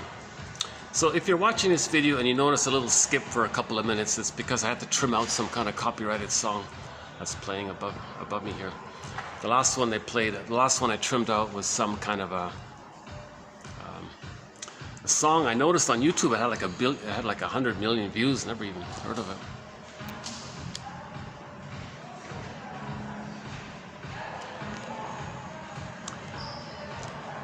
Pavlov's dog.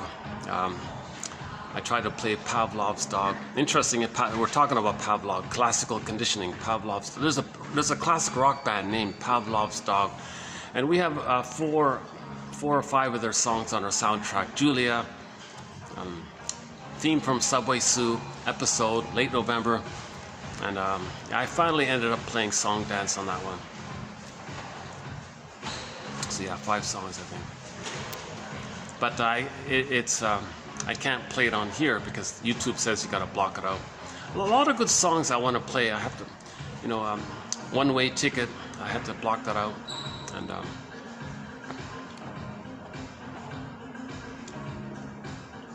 Katja Epstein's German cover of the song Heartbreaker called Fluschwiege. That I had to copy that one out. Recently, I had to trim out a song called "Voices Carry" by the '80s pop band called "Till Tuesday." Oh yeah, I'm starting to feel the AC.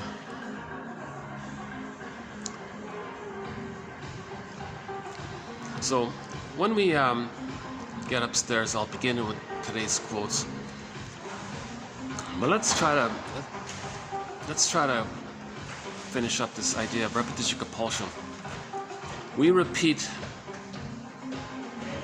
the past in the present, in the sense that the present just becomes a staging thing, a theater thing for the past. So the puppet master is like a film director getting us to create a staging thing to represent the past.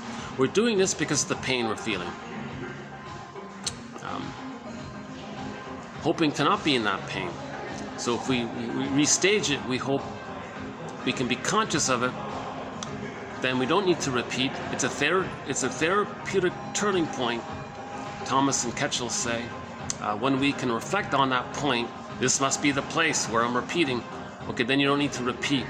Now you're starting to manage things. Now you're starting to realize, your adult mind, I don't need to repeat this. I can start to enjoy the present, and then you're starting to make new experiences and not just repeat the past. So we can gradually create new neural networks based on the reality of the present, and that the present isn't the past, put it that way. Okay. It's dysfunctional to always live emotionally in the past and the present. It's called neurosis and dysfunction.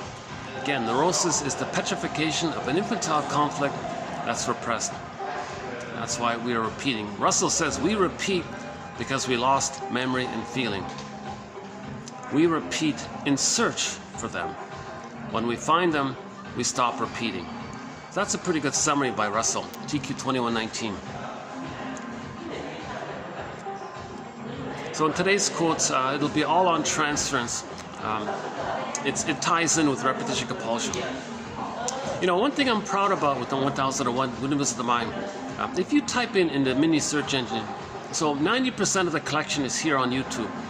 Just type it in the mini embedded search engine within the channel. Type in what you're looking for, like repetition compulsion or transference, etc. You'll get all of the quotes, but you got to search around for them. So for convenience, one can go to the coffee page, www.buymeacoffee.com/psychoanalysis, and for the price of a coffee, not the price of a very expensive hotel coffee, but for the price of a normal coffee. For the price of an average coffee, One can get this encyclopedia of psychoanalysis. Okay? 10,000 quotes. Nothing like it out there. Nothing like it out there.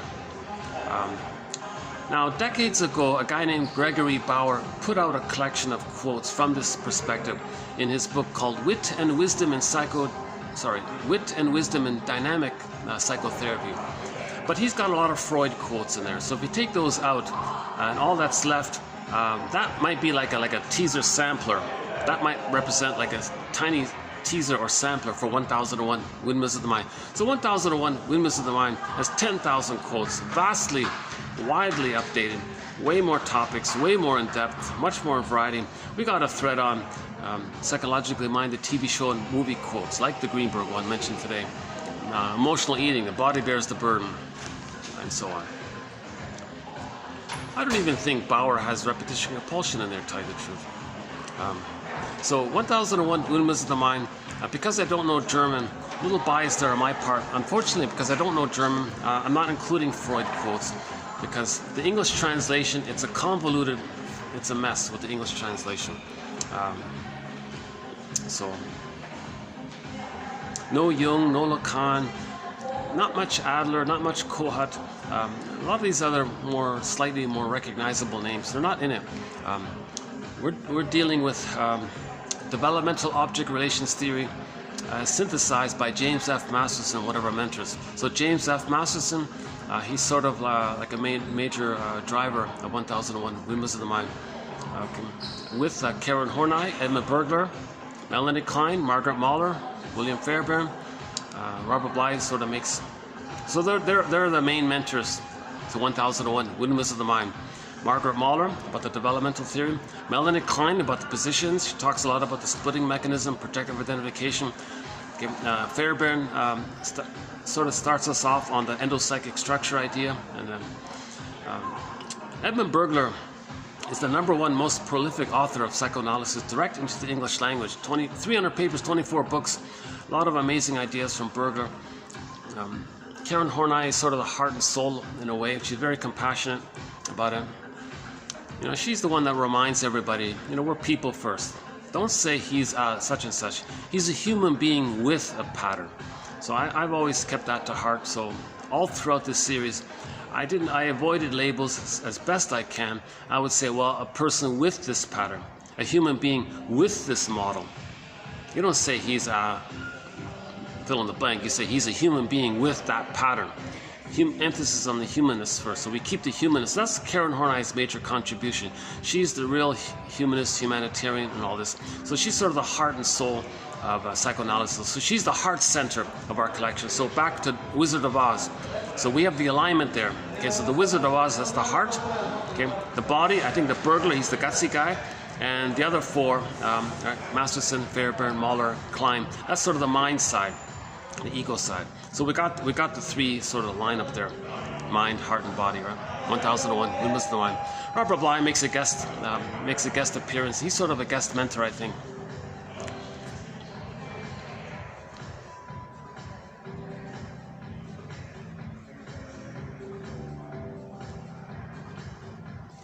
Things have quieted down here, yeah. That's good. Usually this place is packed, this waiting area.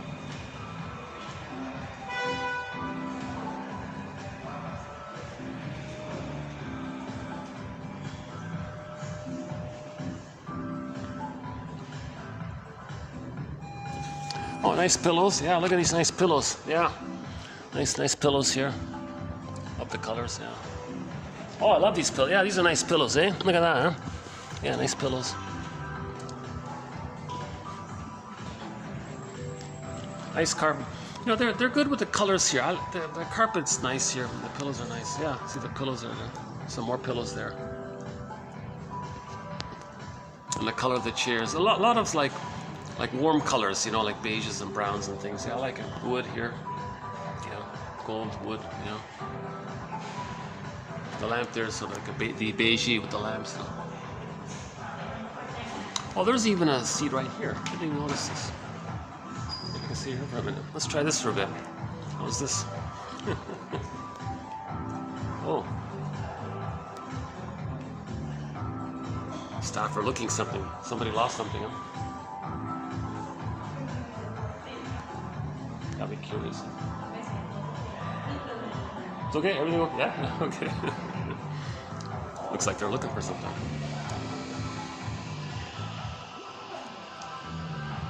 Oh, what am I? Okay, let me get out of the way here. Okay, hold on a second.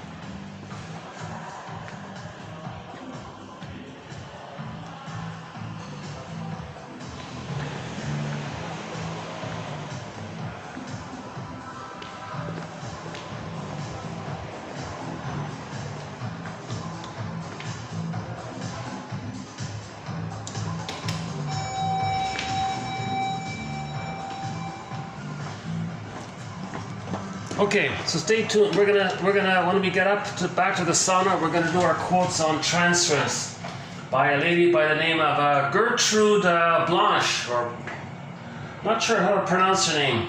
It's either Blanc or Blanche, something like that. Whoops. Oh. Yeah, going up. Yeah. Oh, thank you.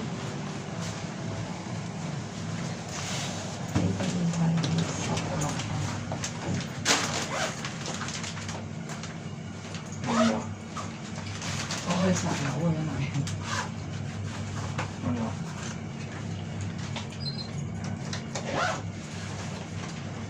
应该想你。 Okay.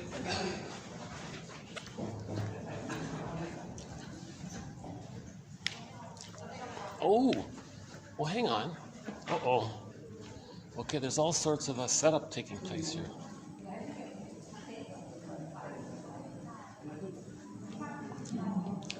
Okay, I see. So they're setting up now over there. So maybe I got to move it down here. Okay, I'm going to need to move down here. So they are setting up for tonight or something. Let's take it down here.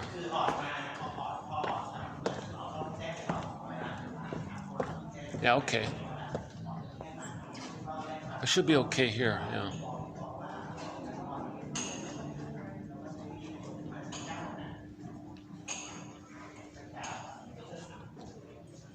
Let's see, where can I go here?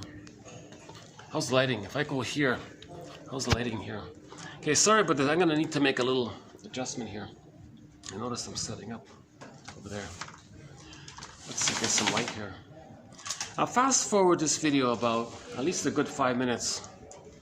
I'm going to take it down here. Here's where I did my first video. This place here. How's that? Enough lighting? Yeah, okay. Okay, fast forward this about 5 minutes. Not much to show you. Let's see. Okay, hold on a sec. Let's put that there. Still recording? Still recording? Yeah, okay.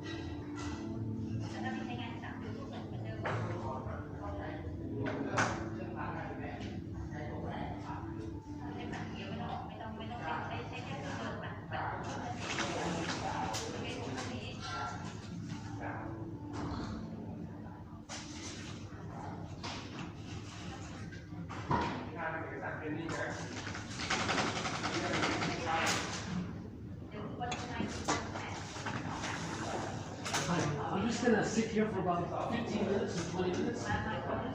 Sure. Yeah, maybe 20 minutes. Okay. Maybe. No, I'm gonna stand. I'm just gonna. Oh, okay. Yeah, thanks a lot.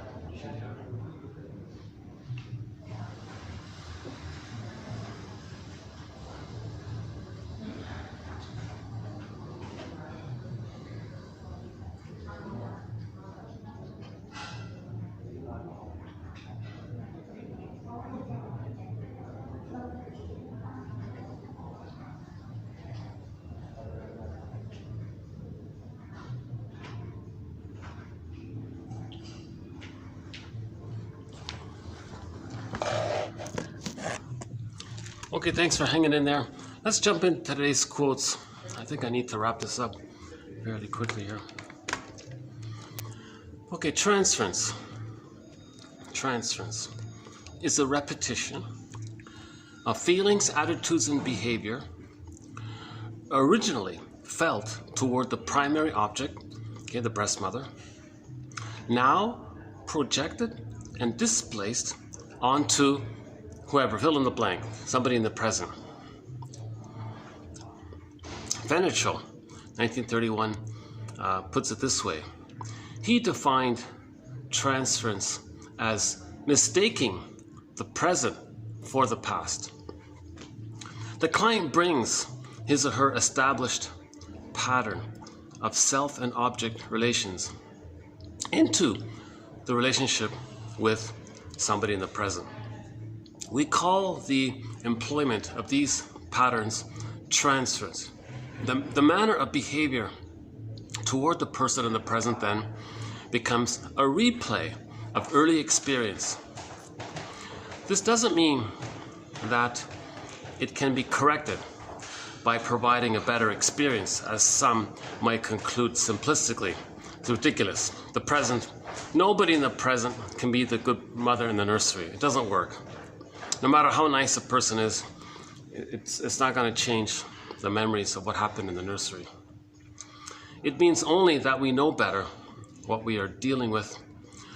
Now, some early trauma can't be corrected, but the client can be helped to find some adaptation, making new choices and all that. The surest pathway to an approximation, the surest pathway, how's the lighting? The surest pathway to an approximation of what early life may have been like for a person is his behavior in the transference. So when there's a transference taking place, that tells us what would happen, what went down between the baby and the mother, them as a baby and the mother. When we repeat the past and the present, we get a clue of what happened in the past. One shrink said to the guy, you're telling me what kind of mother you had and how it felt being with her. You're acting like her and you're trying to goad me to feel what you felt with her. You're imitating her, putting me in the role of you. You're treating me the way she treated you. You're trying to reenact and show me what kind of mother you had. Again, you're playing the role of her. You're treating me the way she treated you to communicate and ultimately to know how she treated you. Now my role is to make this conscious and get us to explore this idea. Behavior, emotion, and attitudes in the transference reveal the forgotten experiences of early life.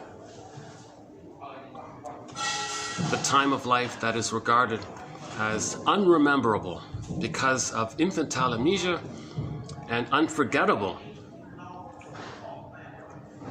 Yeah. Unrememberable, but unforgettable. Because it engraves the self with some kind of deep storage, a cold storage kind of thing, a deep imprint, psychological imprint of self and object experience that resides in the representational world, okay, the pre-verbal implicit memory system. So we don't remember it, but we don't forget it. That's the ghost.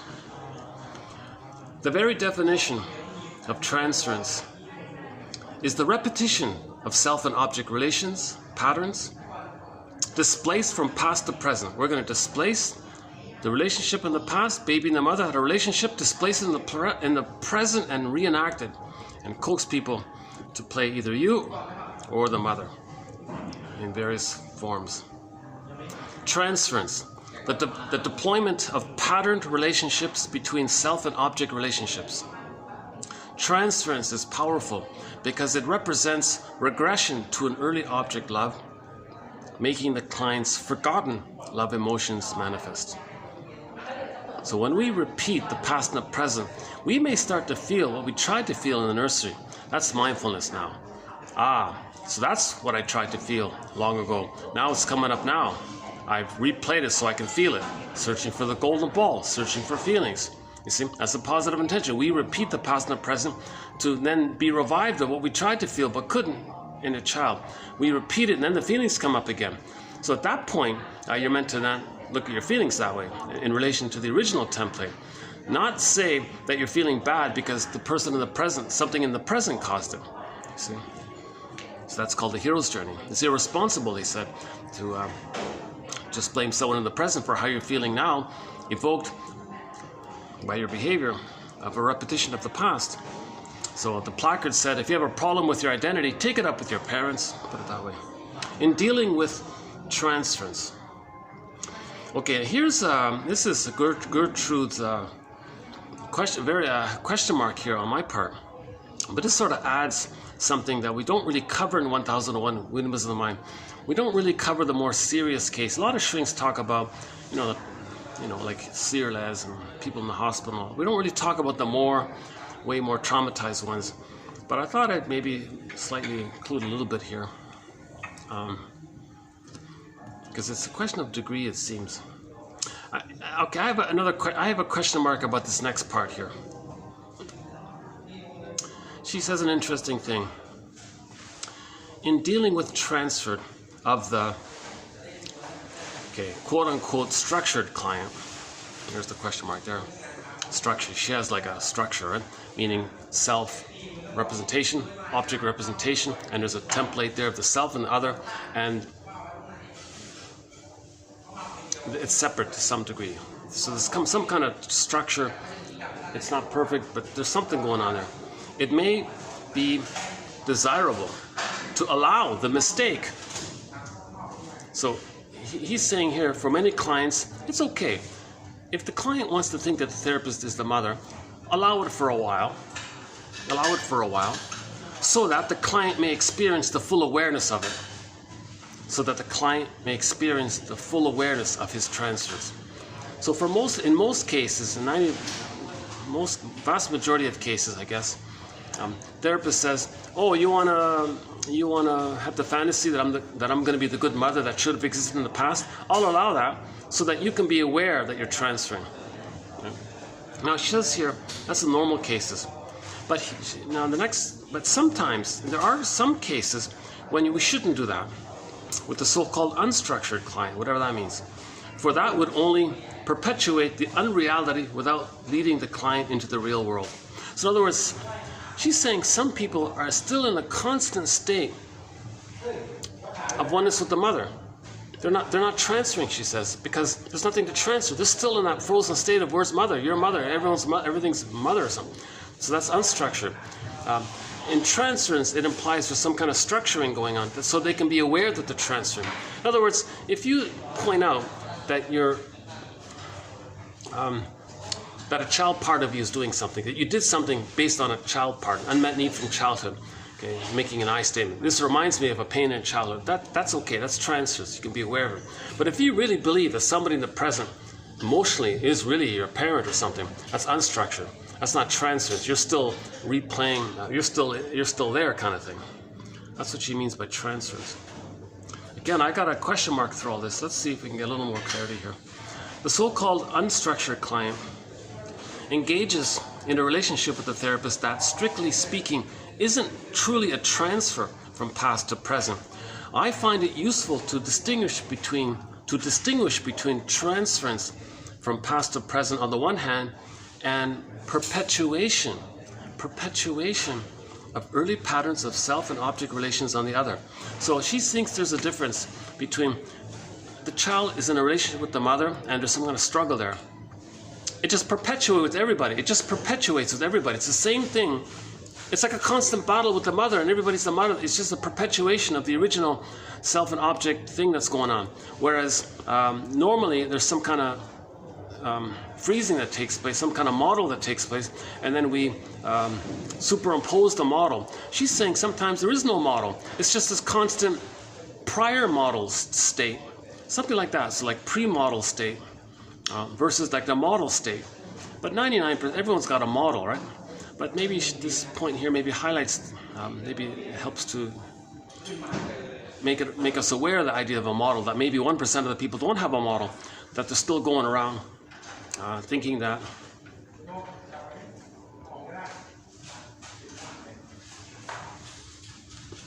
so there's a very strong emotionality that the person in the present is the emotional mother. It used to be called transference psychosis. But she says, don't use the word transference because that implies that you have something in the past that you want to transfer.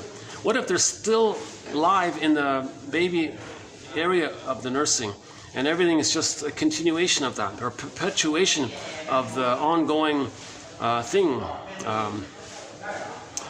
Question mark, yeah, but there's something here. Let's see if the next one helps. The so-called unstructured client is suffering from perpetuation of the failure to have developed a separate self-representation. Okay, so there's no self-representation. That's the perpetuation, right? So the fusion is still there. So people with the narcissistic pattern, the bully pattern, the aggro pattern, they didn't differentiate. There's still a fusion there. So everybody, they hate everybody, all right, because everybody is the mother who rejected them. That's why they hate everybody. So people who hate everybody, they're still in that anger towards the mother seen onto everybody. It's a perpetuation because they didn't differentiate. The fusion is still there. Something in that area.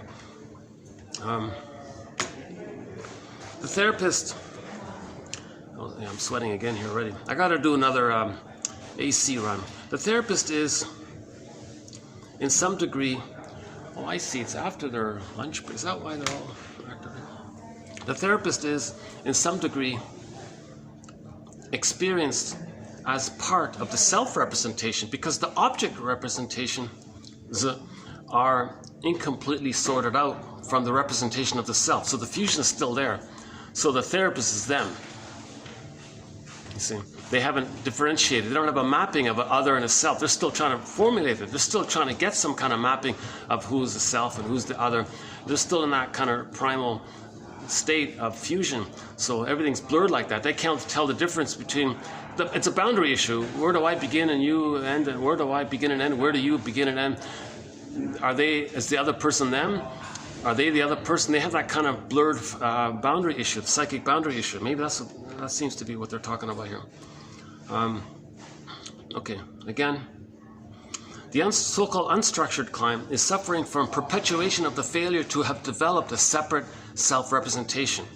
The therapist is, in some degree, experienced as part of the self-representation because the object representations are incompletely sorted out from the representation of the self, which is a developmental task that normally is carried out in the process of attaining psychological birth. Sense of self, me, you, and you can emotionally tell the difference. You respect that the people have his feelings and psychological reality. They're not just a utilitarian breast and useful, fine, not useful, forget it. You don't have to objectify people. You respect that they have feelings too. Pointing out the difference between past and present, that is, interpreting the transference, past and present, there's a difference between the past and the present, that's called interpreting the transference, is ineffective in those kinds of structures. The past dominates the present.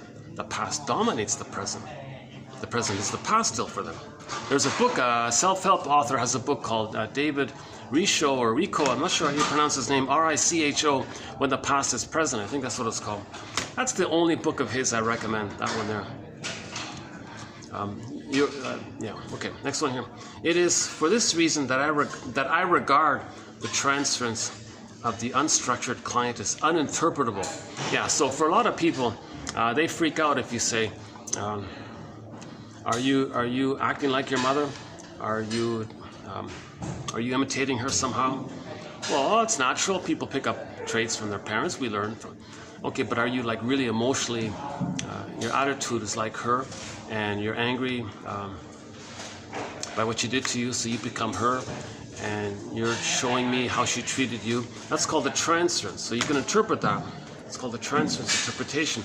But in some cases, people with the bully pattern, narcissistic pattern, they'll freak out over that kind of thing. Then they'll shame you and say, well, notice your anger around this curious question. Let's see if the next one helps. By projection, the person experiences, not getting much light here. Oh, here we go. By projection, the person experiences that which is internal as though it emanates from the outside. Something about yourself you can't accept, you say it's outside.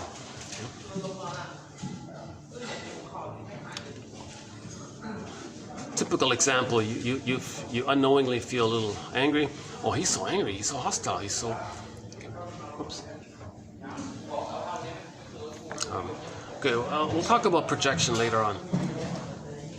Projection, by the way, is the means of bringing repressed material to consciousness. Projection is like a mirror to see what's within. Something about yourself, you can't accept it. You say others have it, others are it. To not feel that you have it. So that's called shadow work. In the last video, we mentioned that about shadow work. Again, by projection, the person experiences that which is internal as though it comes from outside. Jacobson, Edith Jacobson, we don't have many quotes from her, but I feel like she's got some things to say here. She writes in a very difficult way to read. My God, I have a hard time reading her. But so I'm very glad if others mention what she said here. Edith Jacobson suggested modification of the definition of projection by raising the question of whether in infants and, I'm just going to say, severely improperly loved adults, traumatized adults, there can be such a sharp distinction between inside and outside. So someone says, oh, they this and they that, and they want this and they that. They can't identify that they're talking about themselves. They can't understand projection. They can't admit or consider that the things they're saying about others, it's really a reflection of something about themselves that they don't want to admit. But them doing it is a mirror to know that it's within, and that's their attempt to heal. The things they're saying about others is a helpful thing for them to know about themselves. So we look in the mirror to heal.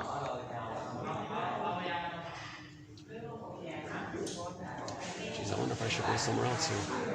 I'm running out of options here, unless I go back down. Maybe I can finish this up downstairs. Yeah, okay, let's... Yeah, I think they're going to need to use these tables here. Let's, sorry, give me another 5 minutes here. I'm going to move this.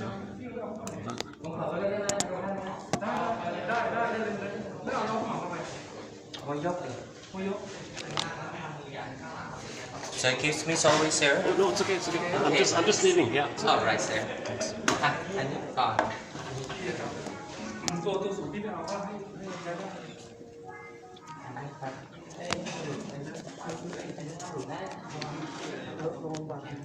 Okay, thank you. Thank you. You can sit order. Yeah.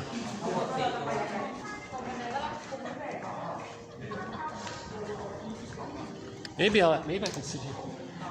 Is here okay? Can I sit here? Yeah, great. Okay, thank you. You know what I'll do? I'll just finish it up here then. By the elevator. Let's just finish up here by the elevator.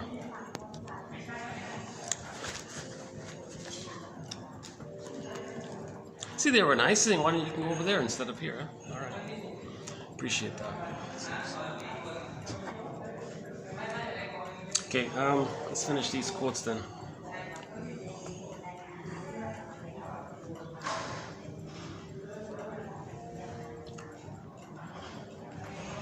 Okay, back to Edith Jacobson. Jacobson suggested modification of the definition of projection by raising the question of whether in infants and in severely traumatized infants who become adults by the childhood trauma. Okay, so for some clients, in other words, whether or not there can be a clear distinction between what they think is inside and what they think is outside. So some people can't tell the difference. Okay, the baby's traumatized, he's enraged, he creates the mother as a monster, as a boogeyman. Then they go around thinking, oh, they're dangerous, they're threatening, the paranoid thing, right?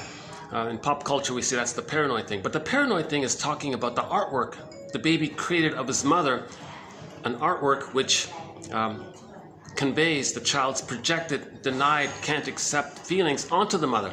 So the baby's nursing, mother is doing it wrong, child's enraged, but the child can't feel all that rage. To not feel the pain of all that excitement, it's like the mammalian part of the brain in the baby wants to send, is telling the baby, run. You're being abused by your mother, run, flee. So the mammalian part of the brain is sending the baby a lot of stress hormones, telling the baby to run. Your mother's hurting you, run, find another mother. Right? So the child says, hey, hold up, mammalian part of the brain. I don't have motor skills. I don't have musculature. I can't run. Well, then you got to fight with the mother. You got to control her or fight with her or something. Make her change her ways. Tell her you're angry. So, well, I can bite. I can make biting gestures on the mother, but I don't have the power to change the mother. So, mammalian part of the brain, you mean well. I know you mean well by sending me all of this stress hormones, but I got to do something here. I can't feel all this hormones. So one analogy was in the car, the gas pedal was to the metal and the brake pedal was pressed down as far as it can go. So the engine's revving, but it can't go because the brake is trying to go, but it can't go. And the child is in that kind of burning kind of state or something. Then the engine goes kaput finally or something happens, something goes wrong, right? So the child doesn't want to have organ failure or cells attacking itself or some kind of internal bodily issue going on, right? So as a trick, the child's ego says to the child's mammalian part of the brain, hey, you know what? Everything's okay. We're not in that much danger. I'm not enraged. I don't have needs. You know what, brain? Look at this. I'm going to draw a picture of what's going on here. This breast mother is doing it wrong.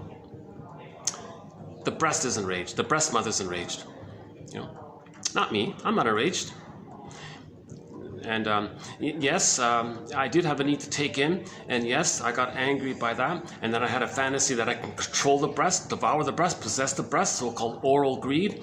Okay, no, brain, I don't have oral greed. I don't have this devouring fantasy to control the breast. It's the mother that wants to devour me, wants to eat me. My mother is a devouring monster that wants to eat me, brain. Do you see that? I drew a picture. Baby's like a little Picasso that draws the picture. Mammalian part of the brain sees that picture outwardly. It goes, oh, I see.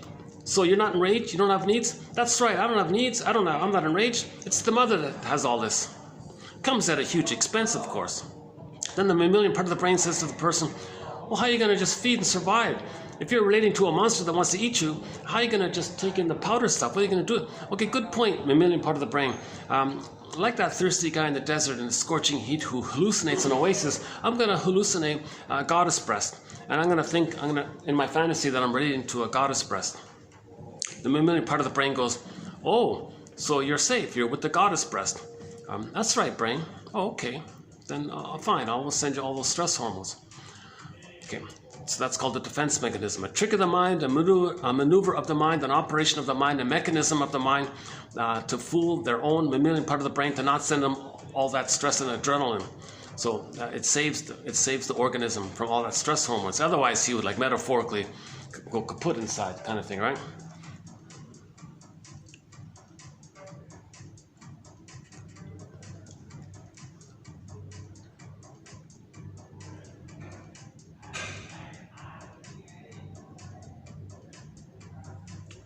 Where were we here? Jacobson. Jacobson suggested modification of the definition of projection by raising the question whether in babies and traumatized babies who become adults with a traumatized baby mind underneath, whether or not there can be such a sharp distinction between inside and outside.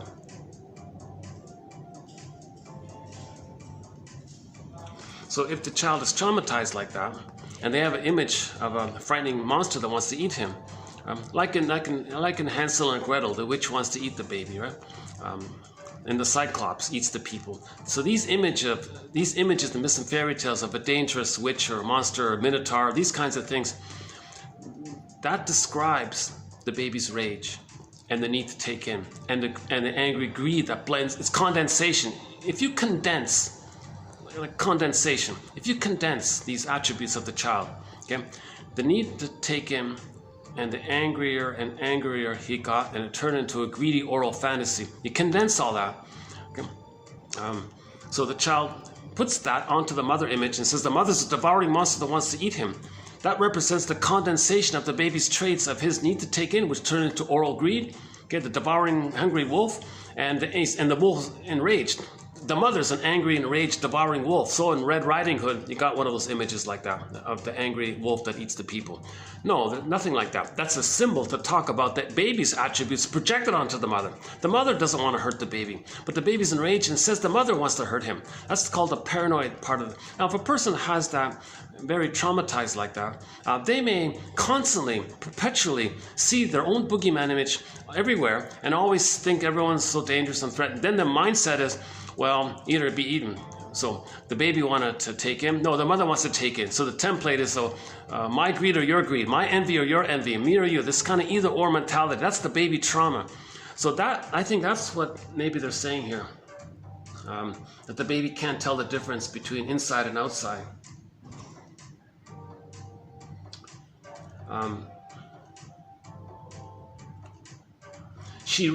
Jacobson reasons that before there is a solid boundary between self and other, one cannot project onto another.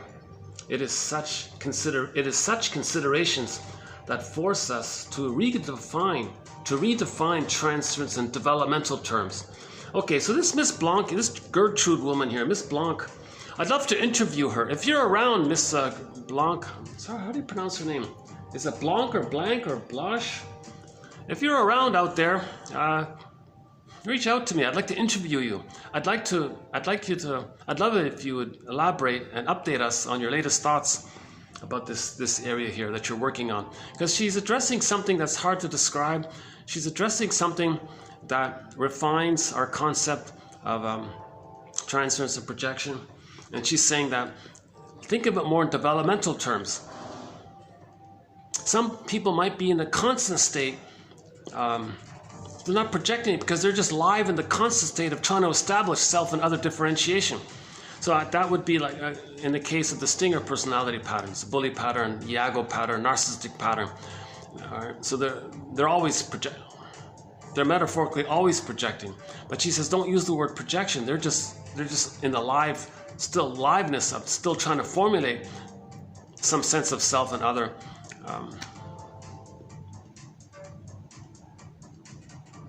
So she says, in other words, think about transference in terms of development.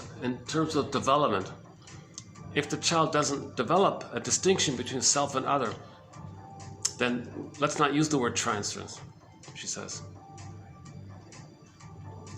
But in practical truth, we do use the word transference. Even with all people, we use transference. That's the issue here. Okay. So that's it about transference. I have another 4 quotes from the same author on sort of related, slightly different, but generally related, but slightly different areas here. So the first one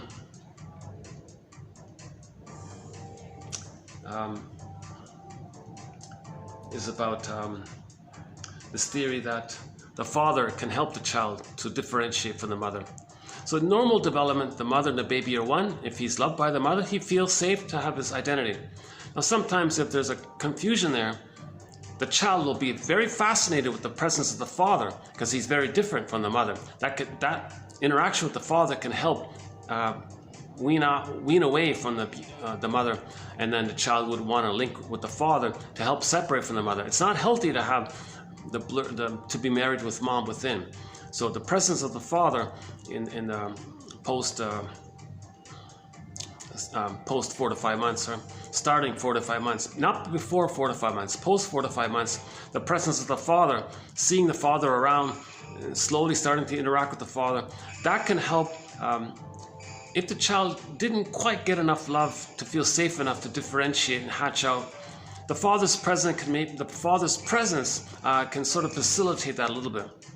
But if it's too painful, the child won't do it. The child will just project the shaming mother onto the father and see the father as the shaming mother. You see, it doesn't work. Now they're blaming the father for the mother. Then they hate the father, but it's really the mother. Shall I compare thee to an onion? So it's like a little bridge there we're talking about. Some children are so abused by the mother, the father's around, they just transfer the abusive mother onto the father and blame the father for the mother's failure. But the father can't do what the mother should do. So the person grows up hating the father. All the father is really guilty of is that he didn't make the mother happy enough during the first 4 to 5 months to facilitate the mother being present for the baby. The father shouldn't be blamed for the abuse of the mother during the breastfeeding time. The father didn't cause that, but sometimes the father's being blamed for the mother's failure at that. Why do they do that? Why can't they take it up with the mother? Because they become the shaming mother. Because they got a bond to the mother. Right? So this is in relation to this. So but what if there's like it's not too abusive, but it's not quite right, and it's okay if the father, maybe then it helps the child. The father lures the child away from the mother, not to the point where they're unsatisfied with the mother. They're satisfied with the mother, but it wasn't perfect. But maybe the enticement of the separateness of the father helps to create the ability to separate from the mother. But that can only take place if there's enough there with the mother. If there's enough there with the mother, it'll happen naturally or with the help of the father's presence. Put it that way. So here's this one here. So the father's first task is to lure the child. The father's first task is to lure the child out of the symbiotic relationship with the mother so that the child can enter the long separation individuation process.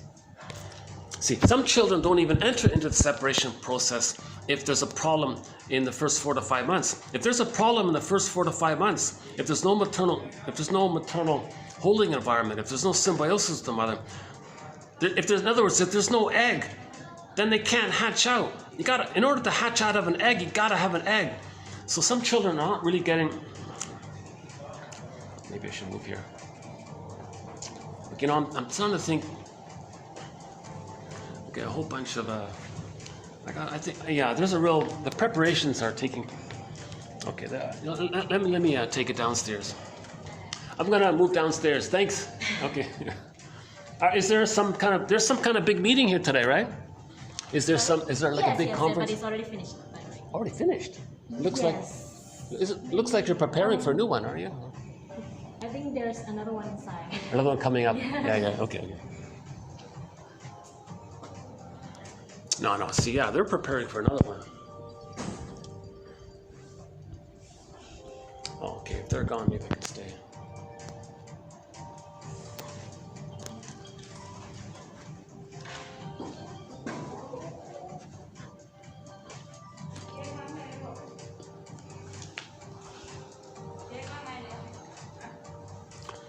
See, this is why I'm eager to find a new video home. Okay. The father's first, the egg. So if the child doesn't enter into the egg, they don't go through the process of hatching out to go through the developmental process towards the psychological birth. No psychological egg, no psychological birth.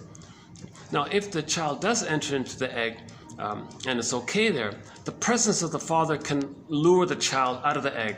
So either the child hatches out on his own steam, or maybe he's got enough steam, but maybe the father's presence motivates and excites the child to use his own steam to hatch out of the egg. So this is the little sensitive area we're talking about. But if the child isn't into the egg, then the father is going to be seen as the mother. Okay. And that's what the quotes we're talking about before. They're going to think they're going to think the father's the mother. That the father's the mother? That's not transference. There's something else going on. That's what Gertrude is saying. If the child thinks the father's the mother and is reacting that way,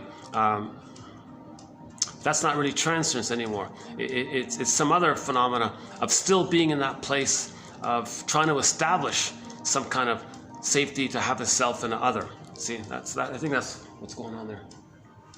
But okay, let's go back again. The father's first task is to lure the child out of the symbiotic relationship with the mother so that the child can enter the long process, the long separation individuation process. That's normal development. That's normal development. The child's got to go through some kind of separation and then individuation. So in the unity, first the child's got to separate. That's the separation part of that phrase, separation, individuation. So the child separates, okay, and then between 18 months and 36 months, that's more about the individuating part, knowing himself, getting to know himself. That's the individuating part. So first he's got to separate from the mother, feel safe enough, then he focuses on his individuating part. But a lot of people don't get that. The bully pattern, narcissistic pattern, the he-man, the macho, all this toxic masculinity in men and in women, all of the stinger person, they don't have that. That's the issue, right? That's why they're so angry, right? Understandably so. Okay, the father's first task is to lure the child out of the symbiotic relationship, assuming there is one, right? Out of the symbiotic relationship with the mother so that the child can enter the long separation individuation process. As the father becomes more distinct from the mother, because object experience gradually replaces need and self-interest, meaning his egg needs, right? The father is seen as another person, different from the mother. That's important, right? The father is different from the mother. Now, in the days when most mothers were at home, while the father went to work, his homecoming in the evening became an important developmental opportunity for the child. The father brought an aura of a mysterious outside world, and the child became entranced with it and with him. But the caveat is not as the father being the mother entranced that way. The child's just entranced that there's a whole new world out there beyond the mother. Not seeing the father as, not still looking for the mother. Put it that way, not still looking for the mother. If they had the mother, now there's a world outside of the mother. That's what we're talking about. So the father introduces the child to the world outside of the mother, not be a replacement for the mother. Still looking for the mother. Okay, next one here. A timely interpretation informs the client in the throes of transference. So let's just go back to normal transference. If the client is projecting, a timely interpretation in the throes of projection or transference of the confusion of past and present, of the confusion of past with present, and because reality testing is intact, she is then able to use the interpretation to make the distinction. So if an interpretation helps the person to realize, oh, of course,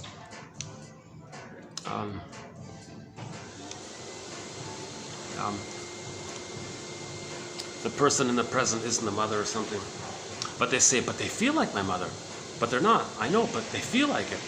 Well, you got to get out of that. Don't feel,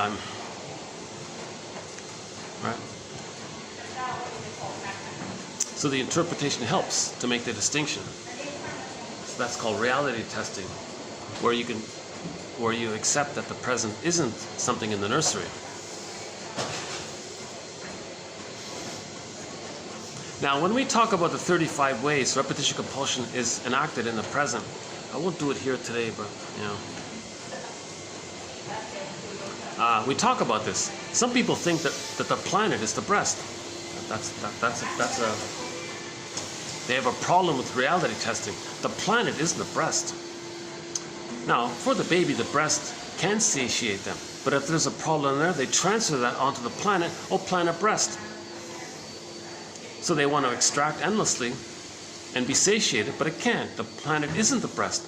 Planet placenta. No, you can't dump endless waste, and the planet can't metabolize all the pollution. But in the nursery, in the uterus, the placenta could metabolize the baby's waste elimination. A problem there, they transfer the placenta onto the planet placenta, but no, reality testing. The planet isn't the placenta. Okay, we're suffering from this pollution. The planet can't metabolize all the pollution, right? So we talk about reality testing in the 35 points, which we'll do in another video. Next one here, about splitting. This client has a long-term mistress and moves readily from wife to mistress as his feelings dictate. When one displeases him, he goes to the other. Why? He has not fused good and bad objects into representations of a whole separate other. So he's still operating from good and bad imagery. One woman's going to be good, that means the other one's bad. So when one is bad, they go to the good one. When the good one becomes bad, the other one's seen as good. They flip it around like that. So that's a sign of splitting. If the person is physical with one woman, but more like childlike with the other woman, that's splitting.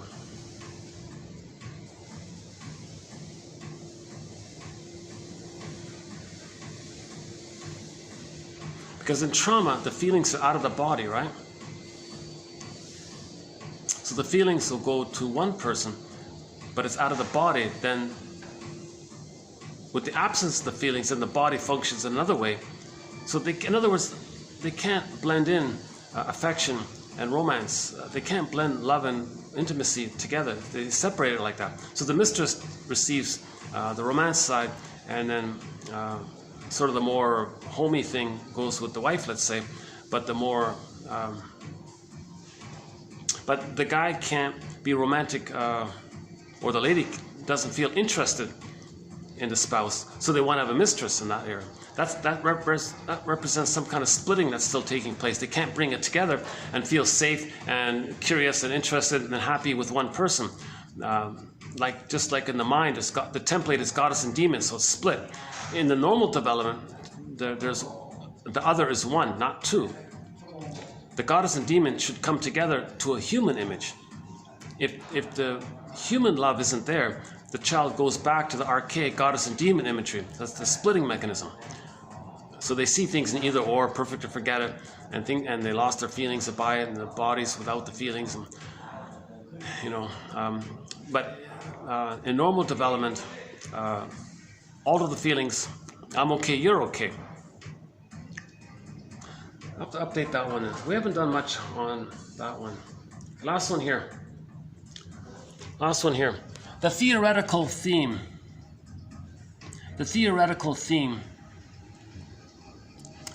That the major objectives of psychoanalytic therapy are to alter psychic structure. Psychic structure meaning heal the splits, resolve the splits, achieve whole object relations. Okay, whole object relations, not part object relating, not split. We got to change the structure. Okay, to build structure where it's lacking. Maybe there. Okay, means if the fusion is still there, we got to build structure of self being different from the other. Okay, so he's got to separate from the mother. We don't want him to be married to mom. So in the psychic structure, he may be married to mom. This takes place when the mother doesn't love the baby. The mother's maternal absence causes the child to cling to her, metaphorically being married to her. Okay, so don't be confused by this so-called Jocasta, Laius, Electra, Oedipus story.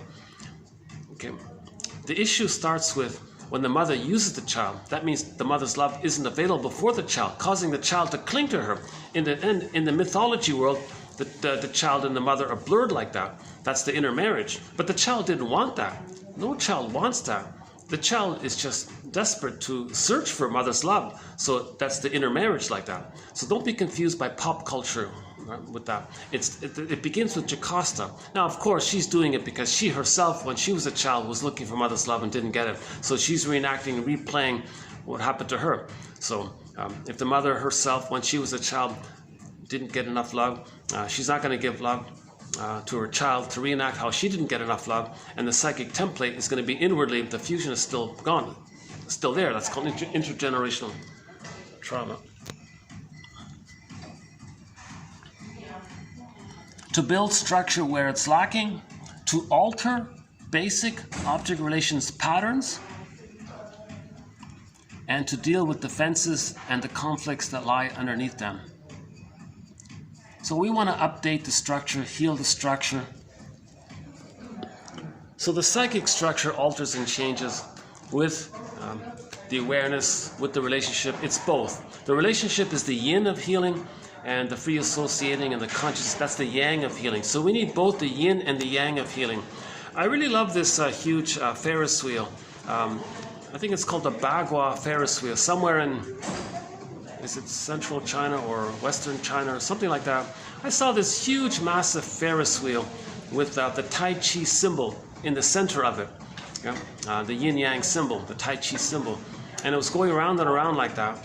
And it was a powerful image as a reminder that we need both the yin, okay, that's the feeling side, that's the darkened side, and then the yang, that's the brighter side, the consciousness side. See, the yin, the feeling, it's inward, and the yang, the brightness, that's the light, the consciousness. So we need both the yin and the yang of healing. Okay. So the relationship is like the yin, and the active talking, that's the yang. So we need the yin and the yang of healing. So I like that symbol. I think it's called the Bagua Ferris wheel. I'm not really sure. And they had like the I Ching symbols around the yin yang symbol. Pretty exciting Ferris wheel, a massive Ferris wheel, a new one, I think. How are we doing here? Roughly 15 minutes. Maybe I could just finish up downstairs in the cool area.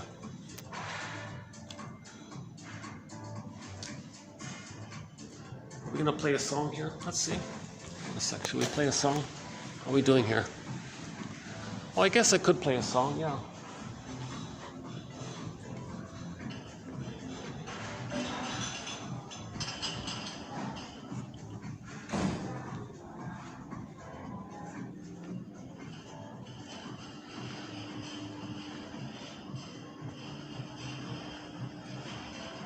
Let's close up.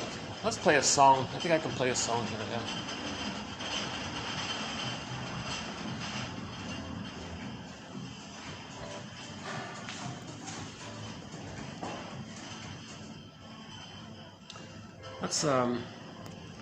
We haven't played Alton Good in a while.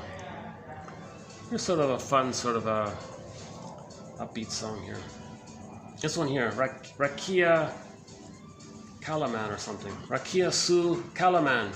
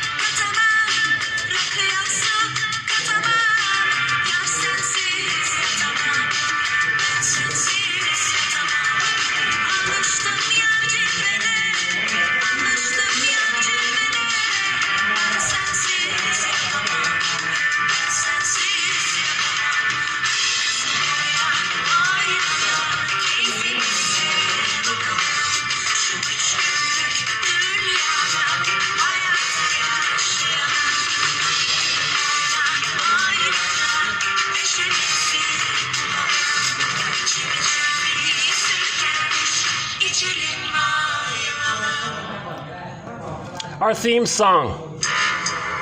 Katja Epstein's German cover of the song Windmills of the Mind. Windmills of the Mind. Nachts, wenn die Straßen plötzlich still sind, wenn die Stadt auf einmal schweigt, wenn aus steinernen Kaminen stumm der Mond zum Himmel steigt, wenn es hier in meinem Zimmer leer und einsam wird um mich, suche ich in den dunklen Schatten die Erinnerung an dich und ich fühle wie ein Augenblick zur Ewigkeit gerinnt, wenn das Spinnrad meiner Träume links zerrissene Fäden spinnt und sich leis zu drehen beginnt, wie sich Mühlen drehen im Wind.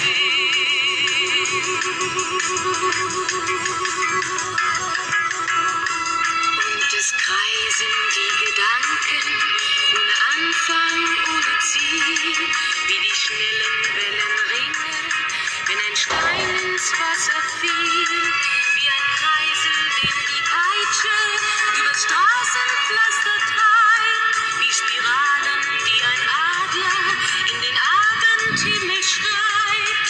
Und ich fühle, wie ein Augenblick zur Ewigkeit gerinnt, wenn das Spinnrad meiner Träume links zerrissene Fäden spinnt und sich leis zu drehen beginnt, wie sich Mühlen drehen im Wind.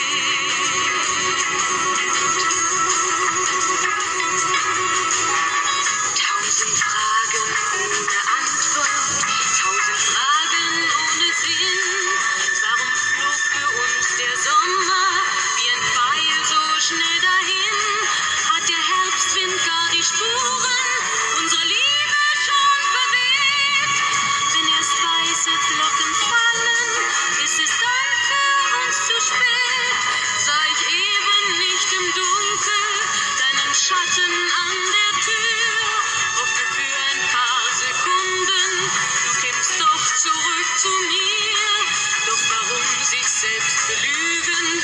Längst ist meinem Herzen klar, dass der Pulsschlag dieser Hoffnung nur mein eigener Schatten war.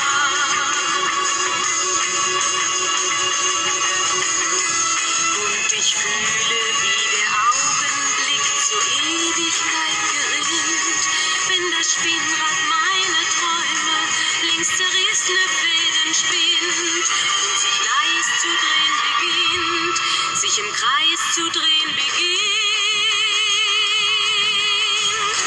wie sich Mühlen drehen im Wind,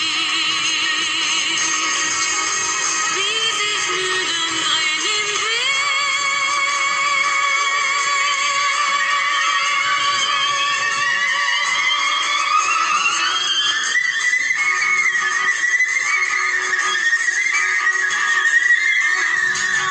Okay, so thanks very much. This has been TQ2624, mainly on transference. And as a support to understand repetition compulsion, being synonymous with trauma, Paul Levy Russell says, think of them as synonymous. Repetition compulsion and trauma, they're synonymous, he says. He makes it very blunt like that. Okay. Maybe I can go downstairs for about 10 minutes. I got 10 minutes left here. Let's go downstairs. Hold on a second. Let's do this.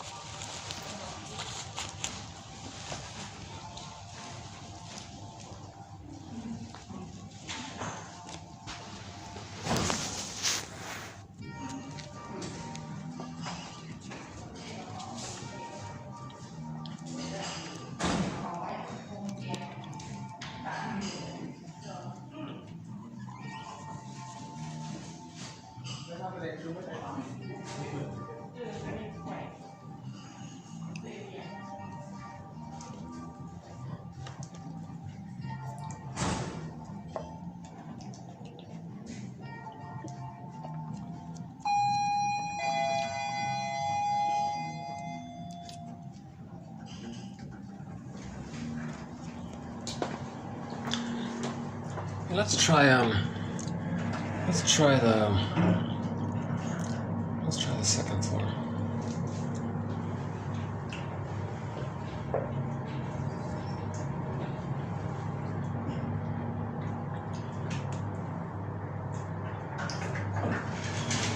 Oops. Going down, yep. Oh, I'm on the ground floor. All right.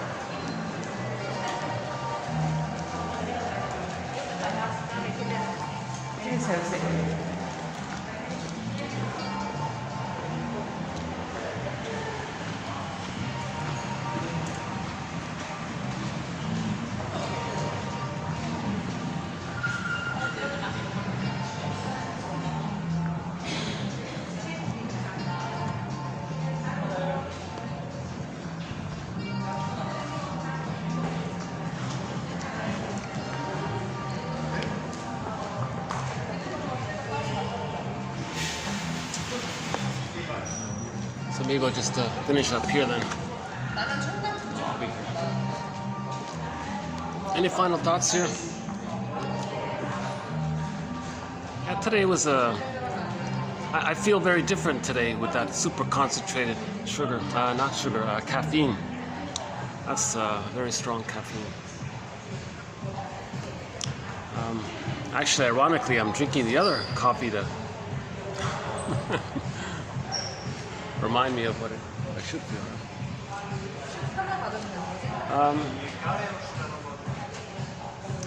Yeah, I showed this last time. This is sort of the main on the front desk here. They got this nice little wave thing there. Interesting image, yeah. It has a real like ocean feel to it, doesn't it, right? It might even resemble a whale, right? It might even resemble a dolphin. Oh, I see a dolphin. What do you see? Is that a dolphin or a whale? Let's see. Or just a wave.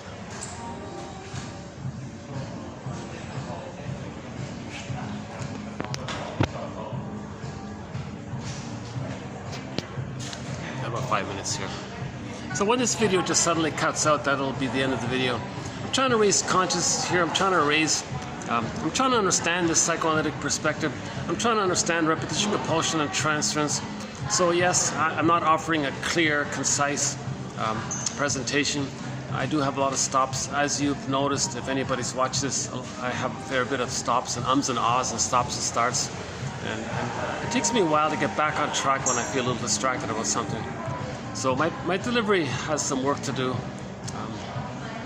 But the quotes are very strong, I believe. Including today's quotes. I think she really got into that discussion. This Gertrude, let's just call her, is it Blanche or Blanquet or something? She really got into that discussion that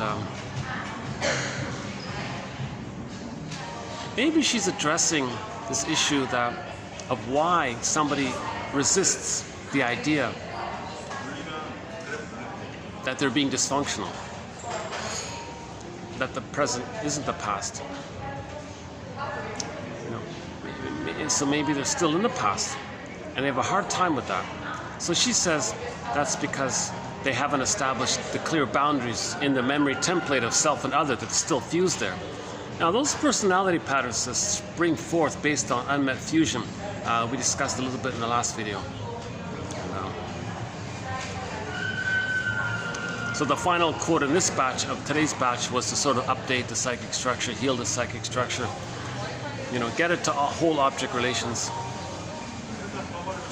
If the psychic structure is whole object relations, which we can get through forgiveness, through the forgiveness process, meaning understanding the other. Number one, find out your mother's favorite joke, your father's favorite joke.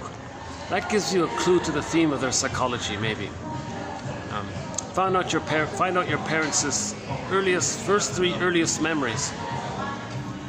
Okay, that can be like a pattern that's going on with them, their earliest memories. Find out which insecure attachment style do they have. Now in the personality category, are they more in a stinger personality? Do they have more of a stinger personality pattern or more of a clinger, codependent personality pattern? Maybe both were stingers.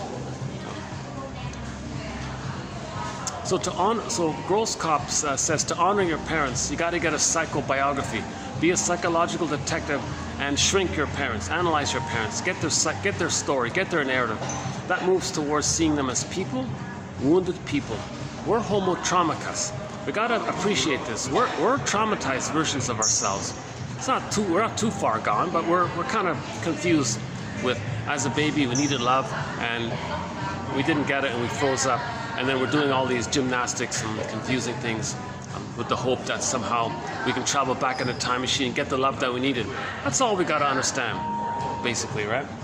Then we can make better choices in the present. And I noticed that myself. I find myself making slightly better choices in the present. A clue to the healing is when you start to get some dreams about things. When you wake up in the morning, you had a dream, you say to yourself, John A. Sanford, the psychologist once says, it's like this in my soul today. This must be the place.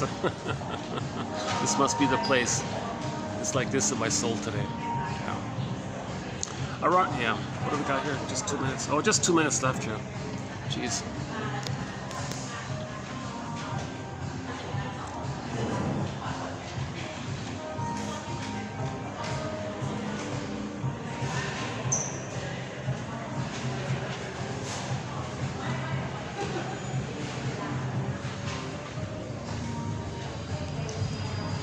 Still trying not to get people in the camera.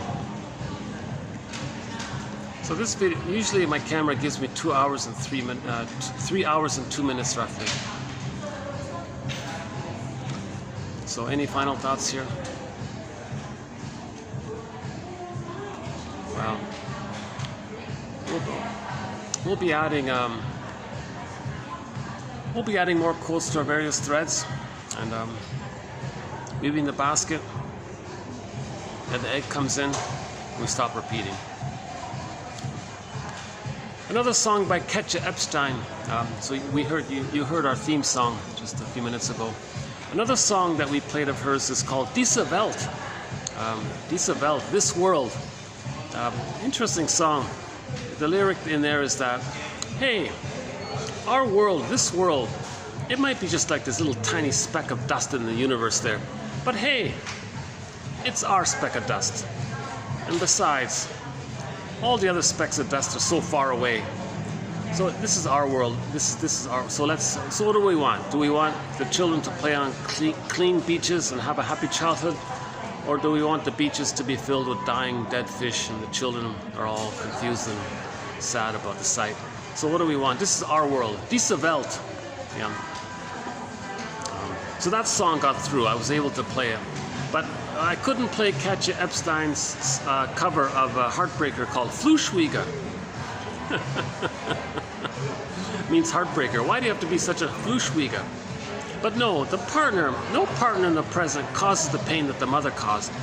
That's a transference psychosis. If you really think your partner causes the pain that you felt as a child but couldn't feel, no, they don't do that. No person in the present really breaks your heart like that. Only the mother can do that.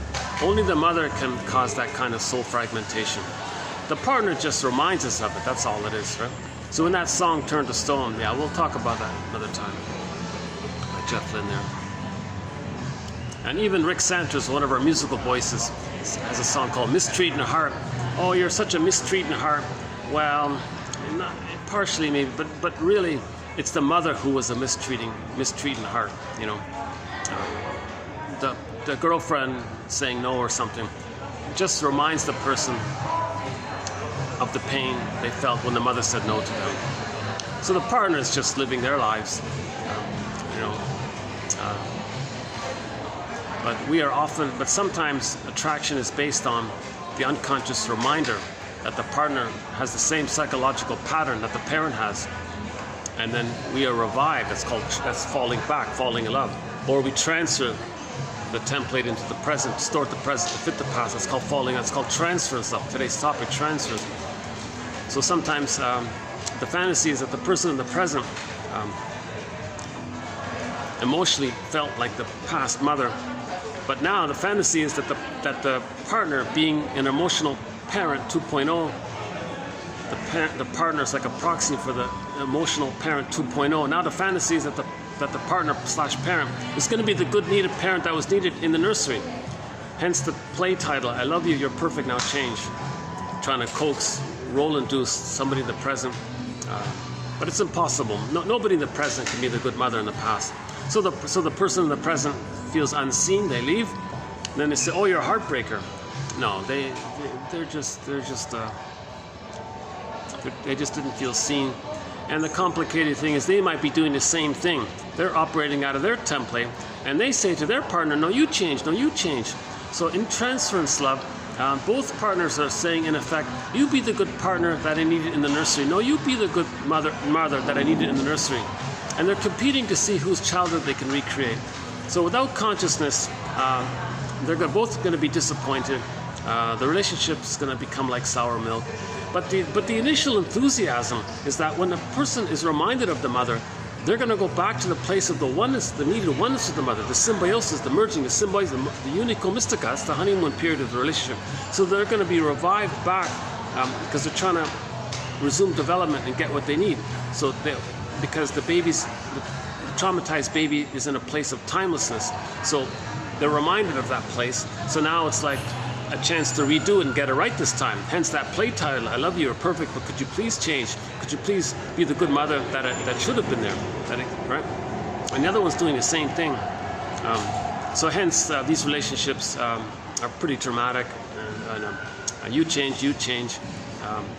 And without consciousness, usually they're going to rust out or become like sour milk. Or maybe at best they just become devitalized. Oops. Try not to get anybody in the camera, but sometimes it happens on me. Oh, still recording, eh? Hey, wait a minute, what's going on here? 3:05. Oh, it's funny, eh? Here's the funny thing about my camera. Once in a blue moon, I can never predict this, but once in a blue moon, my camera gives me an extra hour. And actually yesterday, I would have welcomed that extra hour. Because I just started to get on a roll in the last video towards the end there. I said, yeah, okay, give me the extra hour. I'll do the 35 ways. Now that my caffeine is wearing out here, I'm wondering if I should hit the pause button here or if I should give it a crack.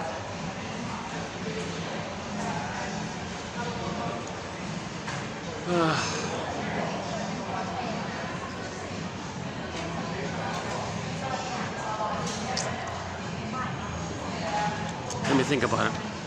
Maybe I can, maybe I can do a part of it.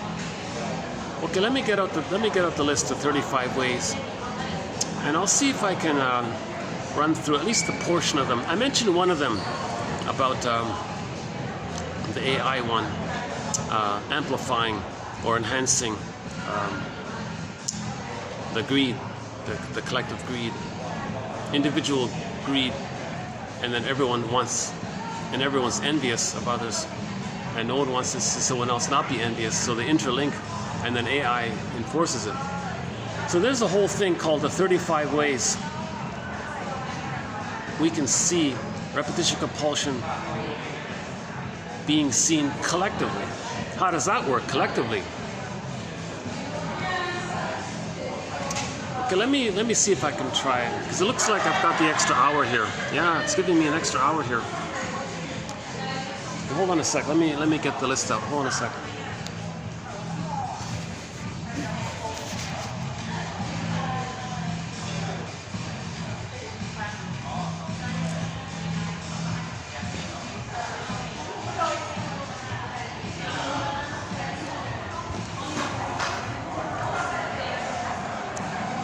Okay, so I'm gonna maybe just do a kind of I'm gonna skip through this a little bit. I'm gonna do like an abbreviated, like a watered down thin version of this. So this deserves like a full in-depth 3-hour video, but I feel like I gotta be really in a good place emotionally. This is a very edgy topic, maybe very triggering, and it's experimental, huge question mark. Invitation for mutual exploration, being a psychological detective. So I'm just brainstorming, I'm just guessing around a little bit here. So collectively, how might the repetition compulsion be seen collectively if everybody's repeating? Yes, individually we can see in interpersonal one-on-one relationships, or maybe someone projects in the company the department is their mother, and they want, or there could be family systems therapy and someone's scapegoat, maybe so the family dynamics can be replayed in small groups. But just how about more broadly speaking? So one speculation is maybe I'm just trying out these 35 points. So let's start off with pollution, number 1. Pollution. Why is there pollution from this perspective? Why are we polluting? What is it? Katja Epstein said, hey, this is our world here. We don't want children to run on the beach and be depressed seeing all these dead fishes stinking up the beach. How can the children play with all the dead fish on the beach? The fish are filled with plastic. So why is this happening? Why is there so much pollution? Well, let's start off. It's a two-parter. The baby in the uterus sends up the waste elimination. Okay. So in the umbilical cord there are 3 veins. The center vein sends down the food, the goodness, and the 2 that spiral up from the baby to the placenta. The placenta literally metabolizes the waste elimination. It's all metabolized. Yes, the placenta can metabolize it, literally, and then the baby gets all the food and nutrients and everything that he needs gets sent down that center vein. So there's a cycle there. Baby gets in the good, sends out the waste.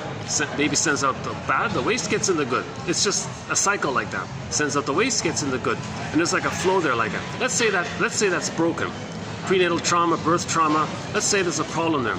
Now we have a theory about the cord being removed too early before the baby can suckle. That's why we said the cord should stay in a thing called lotus birth. So last video we talked about the lotus birth. I'm doing a skippy version here. So like skip the rocks, a quick one.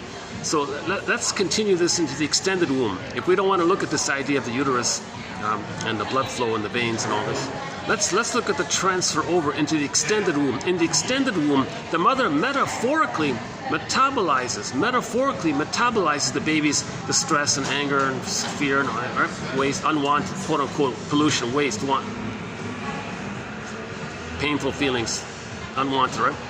And then the mother provides soothing. Let's say the bottle was used, that'll break it. Mother was miss a tune, that'll break it. A lot of mothers are having a problem in this area. Oh my God, some people here. Okay, I might have to move a bit. Okay, hold on a second. I'm gonna need to change here. Hold on a sec.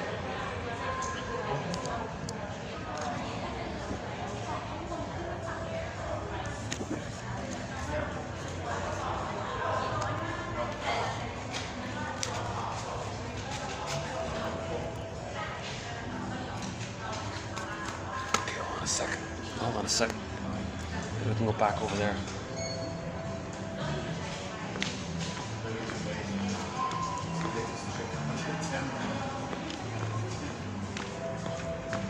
Got a bunch of people here too.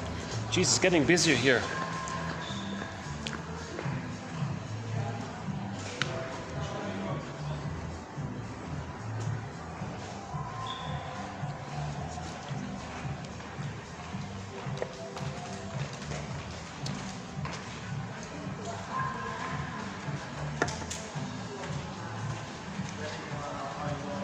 No? Here? Jeez, where did they go? Maybe we can do a few points here and I'll move later. I guess when it approaches nighttime it gets busier. Okay, so let's finish the pollution one. So the cycle. Baby sends out so-called waste, let's just say. Metaphorical waste. He's supposed to receive love and soothing in return. So during the first 4 to 5 months, there's meant to be a cycle. Baby sends out his distress, his waste. He's supposed to get in the goodness. So let's say there's a problem there. Repetition compulsion.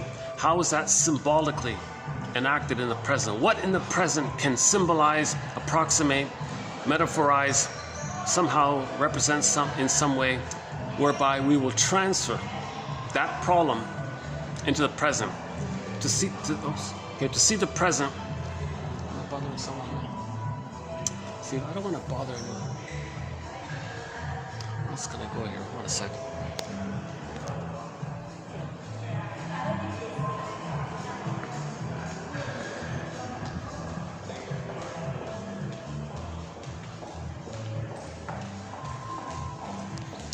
I don't want to bother anyone. Actually, I'm a guest in this hotel too. Bought that super pricey, ridiculously overpriced tourist.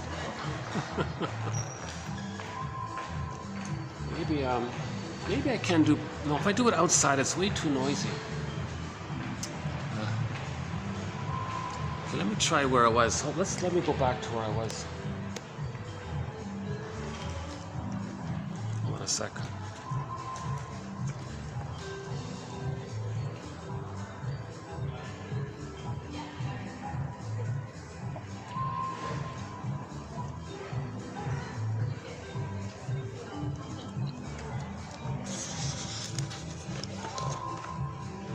Okay, let's try another spot.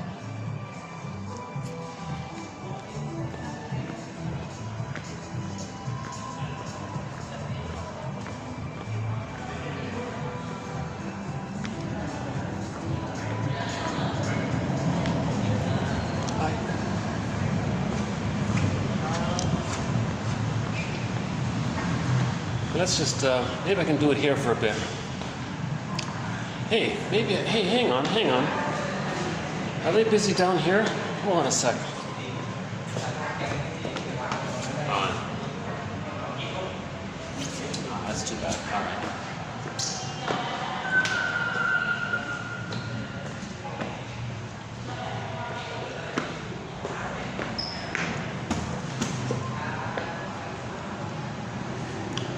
Part of it here. I might not be able to finish it if it's going to keep on like this. I can't just sit in one place. So how do we see that collectively, this issue of the cycle, the cycle being broken?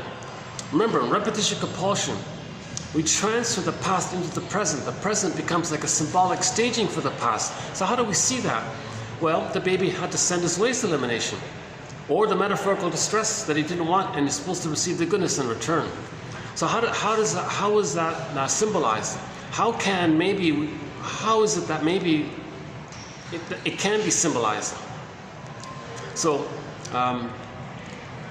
maybe it's like this. I'm just guessing, speculation here. So pollution.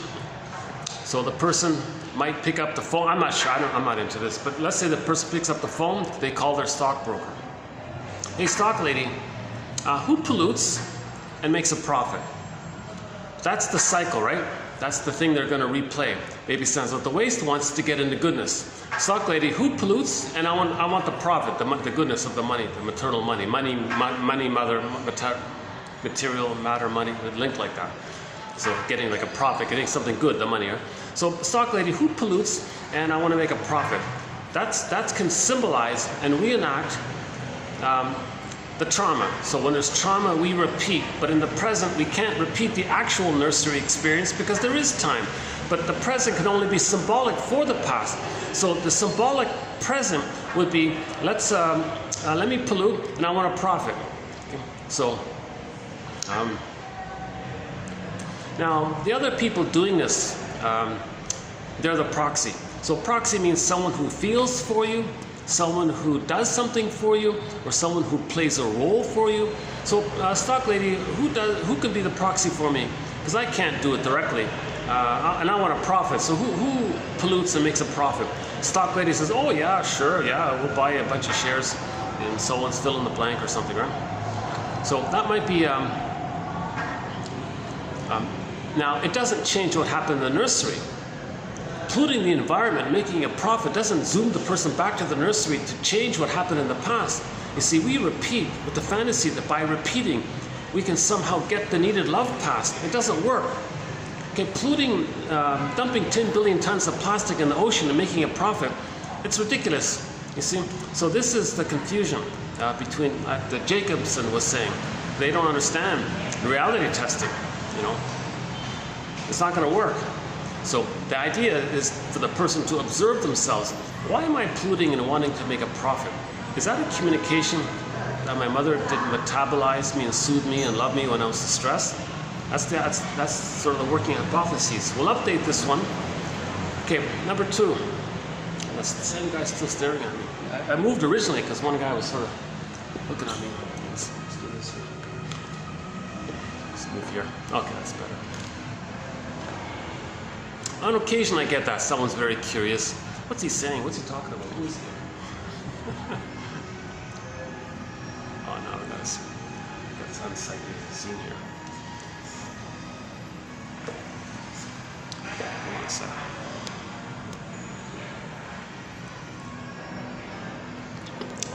Let's just try my best to keep going here. Okay, number 2, ecology. There was meant to be some kind of ecology between the baby and the mother. Some kind of system, like an ecology, attunement, the two of them in ecology. Things were to flow, attunement, another seed. Some kind of ecology, right, between the mother and the baby.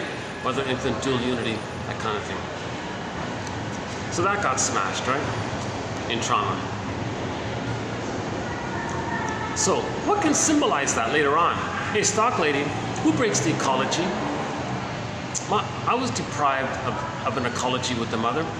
Well, the world has ecology, right? Systems, things are supposed to flow and interact and be attuned, and things are supposed to work in the ecology like that. Well, I want to reenact that I lost my ecology with the mother. So, stock lady, who breaks the ecology out there? And she'll say, oh yeah, sure, company so-and-so, they drain out the lakes, the rivers, things dry up, fish die, overheats the oceans, and then the water vapor makes things hot, makes things hotter. The whole ecology is messed up. Livelihoods. Oh yeah, okay, that'll symbolize that'll represent like an imagery or artwork for how I feel inwardly. So the outer is like an artwork for how they feel. They're trying to do something symbolic to represent the actual, right? So they can break the ecology that way. Number 3, feeling diversity. The baby had his golden ball of feeling diversity. A wide range of feelings, needed feelings, appropriate feelings, aliveness of affect. Okay, that got smashed, right? Golden ball down the well. So the person might say, hey, stock lady, there's a diversity in the world. All these beautiful birds and lots of diversity things out there. Well, that can symbolize my loss of feeling diversity. Who breaks the diversity out there? Oh yeah, the company, fill in the blank, they caused the black-billed woodpecker to become extinct. Really, that beautiful bird became extinct, and diversity is being damaged, and we're losing diversity. Well, buy me a bunch of shares, because that'll symbolize how I lost, how I was deprived of my feeling diversity. I want to break the diversity outwardly, so they identify with the aggressor. The mother broke their diversity. Okay. Stock lady, I want to break the diversity out there. So now we see the extinction of the woodpecker. Last year, about a year ago, the black-billed woodpecker became extinct. This beautiful woodpecker, very colorful, large-sized woodpecker. It's the one that the artist based his character, the Woody the Woodpecker, on. That woodpecker is extinct. When it's gone, it's gone. It's extinct. What a sad state of affairs, right? Completely unnecessary. But the person doesn't care. That's point number 4. Somebody might say, don't you care? You're polluting, make a profit, break the ecology, break the diversity. Don't you care? The person's going to be angry at this question. You're not understanding me. I didn't receive enough love to be able to care. Empathy, care, reparation, concern for others, seeing others as feelings and people's, that ability that's a developmental accomplishment when the baby's loved. The person's saying, I wasn't loved, I didn't get that development, and you're asking me that? And they're angry at that question, right? So the reason they don't care is because for the baby to care about others, they need differentiation. But to get differentiation, they need love from the mother. They didn't get the love from the mother, so hence the main emotions are hate, greed, envy, spite, vindictiveness, shatterfire, and so on. And grandiosity, entitlement, narcissism, solipsism, mostly vindictiveness, the revenge fantasies. They're very embittered, angry, cynical, and don't care. That's the feelings mainly that they're operating from. So someone asks them, don't you care? Now, if it doesn't look good for their grandiosity, now to fuel their grandiosity, they might give you some kind of lie, but they'll be cynical about it. Shall I compare thee to an onion? But underneath, trauma that early on, trauma where the baby doesn't get his maternal holding environment. There is gratitude, empathy, reparation, care, and the moral comes from the empathy. Those enter into the psychological, but those are accomplishments. Those are developmental, normal accomplishments for the baby and later on the person to feel warmth and empathy and understanding for others. you know, seeing them as traumatized, trying, hurt, repeating. We're all wounded people. We're all in the same family of wounded homo traumicus. And we all live under the same sun, reminding us that we're one, and so on. So that's okay, number 5, the greed. Now, the baby was supposed to have a certain goodness with the mother, the positive taking in. That was flawed, right? Repetition compulsion. Repeat that. Well, symbolically in the present, some material, matter, money, material, can be representative of maternal. Money, mother, matter, material, all linked in the root word. The source point is something called matter, meaning mother, M-A-T-E-R. So something in the present that's material, money, of course, that's seen as a substitute for mother. Money can be seen as a substitute for mother. Look at that phrase, alma mater, right? Mother, abundant mother or something. Okay, anyways, never mind. So money means mother in the unconscious. It can. So anyways, the greed is the baby had a need to take in. It didn't get met. He became angrier and angrier. It became into a devouring oral greed fantasy to gobble and possess the breast. There's the oral greed. It's insatiable because the baby's in a state of timelessness, also called infinite mourning, no time. Infinite means no time because there's no time there. It's timeless. Hence it's insatiable because nothing in the present can be the good breast that was needed in the nursery. It doesn't work. Nothing in the present, no material thing you possess can be the good breast that was needed in the nursery. Nothing you possess in the present can zoom you back to the nursery and to whereby that thing you got in the present becomes the good breast to provide the love that was needed. It doesn't work. So it's going to fail. That's the repetition compulsion. We repeat in the present because of the pain we're feeling in the past, because of the incompletion of the past, called unfinished business. So we're trying to cycle it through somehow, but it doesn't work. Nothing in the present can be the good love that was needed in the nursery. Okay. Now, in particular with trauma before 18 months, there's going to be envy. So, the envy means hatred of the goodness. So, the envy part says to the greed part, hey greed, I don't care that you get something. Oh yeah, back up a sec, back to the greed part. The trick with greed is that when a person does get something, for the moment, the mammalian part of the brain perceives that possession as the person being safe now because they got possession, so they feel safer. So the mammalian part of the brain is going to send the person a little bit of serotonin. Serotonin is the chemistry behind the feeling of feeling safe, the feel-good feeling of that you feel safe. So the possession, the mammalian part of the brain interprets that possession, the thing they got, as the person being safe. Then the mammalian part of the brain sends the person a blip of serotonin. So they feel better and safe with the possession. But that's not the memory of having been loved. It's not psychic structure. It's this created thing in the moment. And it just goes through quickly. So when the serotonin wears off, a few minutes later, a day later, 2 days, I don't know, it's a short period of time it's going to wear off. Then the person loses the serotonin, the safety. Then in comparison, they feel unsafe again. Now, enter dopamine. Dopamine for the chase, serotonin from the catch. So now they're going to pursue. Dopamine is the exciting thing when you're pursuing something, meaning that the thing, you're pursuing something that you believe that, which when you get, is going to make you feel safe, then you get the serotonin. So the line is dopamine for the chase, serotonin from the catch. Oh, that's good. Staff walked by, didn't. Just made a little high gesture. That's nice. I don't think I'm really bothering anybody because I'm off in the corner here. Yeah, nobody's. See, I'm sort of off in the corner here. Yeah, I'm not really bothering anyone. They're way down there. There's a subway up there. Okay. Well, this spot's not so bad after all.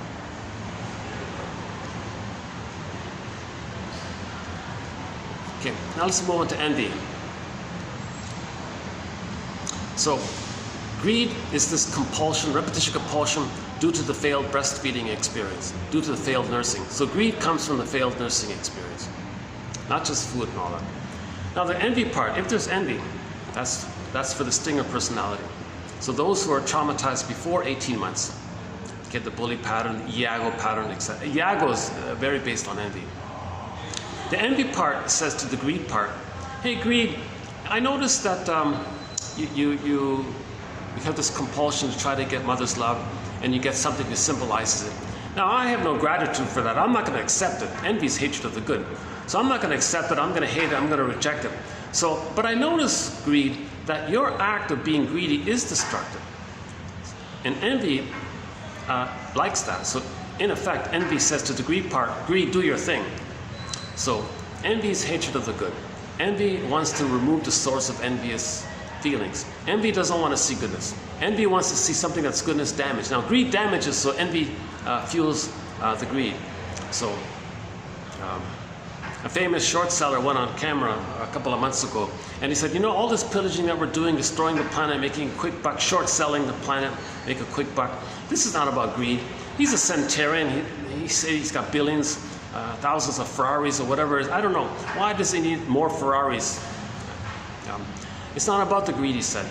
He's doing it not about the greed, it's about the envy. He can't bear the thought that the younger generation might have something good. It burns him up. So envy is hatred of the good. So the driver of pillaging and plundering and polluting and breaking the ecology, extinction, nutricide, all these things, it's about envy, not wanting to see goodness. Because to see goodness out there, or something symbolic of goodness out there, it triggers that how once upon a time that person as a baby needed goodness and the pain all around it. So a shorthand for this is that the baby can't tell the difference between the breast and his experience of the breast. If the baby's experience of the breast is that goodness equals too much pain, he reaches a point where, okay, I don't want goodness anymore, I don't want needs, I don't want anything to do with goodness anymore. So there's hatred of the good, and the mother caused that. They identify with the envy breast. So they're the envy breast now, in effect. So to stay loyal to the envy breast, which is the mother, so they feel safe, attached, and schadenfreude by identifying with the mother who hated the child's goodness. So to stay loyal to that, loyal to the mother, they're going to hate goodness, hence feeling safe, loyal to the mother. That's the next point here about attachment, loyalty, and schadenfreude. So the mother got some pleasure by shaming the baby. Shamed baby identifies with the shamer. Then they shame outwardly to feel safe with the mother who shamed them. Repetition, as we talked about earlier. Okay, next one is the child felt emotional poverty by this. A stock lady who creates poverty, that'll symbolize that my mother gave me poverty. If they contribute to making poverty, that recreates how the mother gave them poverty. And that's their connection to the mother who gave them poverty, because they've identified with the aggressor. Mother creates poverty, mother creates emotional poverty. So some reenactment, stock lady who creates outer poverty to symbolize my inner poverty. So there's that one. The pillaging, the soul pillaged. Hang on, I'm going out of order here. Hold on, let me get the list here. Let's get back to the list here. Okay, plundered soul. So that mother, it felt like that the child, that the mother plundered their soul. A stock lady who does all this pillaging out there, because that can symbolize how the mother pillaged my soul. It's the baby's experience of the mother, not the reality of them. If the baby's experience, if his belief is that the mother pillaged his soul, made him feel empty and all this, he identifies with the God, he identifies with that, he wants to recreate it in the form of identification with the aggressor, where he does to others what his mother did to him. Next one, sanctions. The baby maybe felt some kind of trade problem with the mother. It's supposed to be an exchange there, but the bottle will break it. A stock lady who creates sanctions on others, restricts others from trade. That's why I mentioned earlier about the indigenous people. I feel a real sadness, because they're in reservations, and there's pollution around them, and all these rules, there are restrictions on them, and they can't really, it's hard for them to trade. So they're like sanctioned in a way here, right? So, a stock lady, that can symbolize how my mother sanctioned me, in the sense that I couldn't trade with her. There was like a block there. Who creates blocks on others? Something like that. That's a big one. I have to update on that. Boundary violation. So if the mother uses the baby to meet her needs, she's violating the child's boundaries. Baby identifies with the aggressor. Stock lady, I want to act like the mother who violated my boundaries. Well, who out there goes and invades places? Because my mother invaded me. That kind of thing. Nutricide. The baby needed emotional nutrients from the mother. A stock lady, I was deprived of emotional nutrients. Who breaks the nutrients in the soil and the water and the air? Who destroys the nutrients out there? Because that'll reenact how the mother deprive me of my needed nutrients. I want to deprive others of nutrients. That'll symbolize what my mother did to me, and hence my loyalty, connection, safety, and attachment to the mother, hence the schadenfreude of the glee. So they feel attached to the mother. Baby has to attach to the mother. Okay? So he's going to act like her to stay attached. That's the schadenfreude. Nutricide. Mother as sociopath. So if the baby believes that the mother exploited them and didn't care, and if we use that as a definition of sociopath, I just heard a guy say on camera about a day ago, I mentioned in the last video, he thinks he's a way more knowledgeable, experienced guy than I am. He says the sociopath phenomena is closer to 10%, not the earlier number. So the child may think that the mother was a sociopath. So stay stock lady, I watched this documentary that the corporation acts like a sociopath or a psychopath. And so buy me shares in those companies because they exploit and don't care. Well, my mother exploited and didn't care. I want to act like her. My mother exploited me and didn't care. I want to act like that. I want to exploit and not care. So buy me shares in those proxies for me. So the corporation is like a proxy phenomenon for many people who want to exploit. So the entity, personhood, people, for the people to project the proxy. So the personhood of the corporation is that it's going to be a proxy for the individual person. So a bunch of individual people put their money in the entity of the process of pillaging and giving them the rights. That's the feeling that the baby had rights, and but it was violated by the mother. They identified with the aggressive mother. Now the mother had rights to repeat what happened to her. You see all this? Ugh. That's why we need to make this conscious. Now I gotta play the song Rise by Harlequin. But oh my God, oh, 20 minutes. Okay, maybe I can get most of them in. Let's see. Okay, the PR one. Now, we talked about greed already, where they damage the pollute and they want to get the goodness, right? But babies also want to damage, but they want to be seen in a positive light. Remember the mirroring phase? So there's the feeding, later on it's the mirroring. The child needs the mother to see them in a positive light. Hey, stock lady, I'm polluting and all this, but I want people to see me in a good light. Introduce me to your PR buddy or something. Tell them to Photoshop a photo of me holding a baby. I want and trick the world to think I'm so wonderful. I want to be seen in a positive light. So they want to destroy the planet, but trick others to see them in a positive light. And every day I'm bombarded with images of those guys doing this, and we're supposed to see them in a positive light. You can see all the tricks. Look how nice they are. They do a thing called narcissistic giving. They might say something, oh, I'll give you a tip on how to make rich. Oh, you're so great, so nice. People line up to pay them money. They don't care about the money, they just want to be seen in a positive light.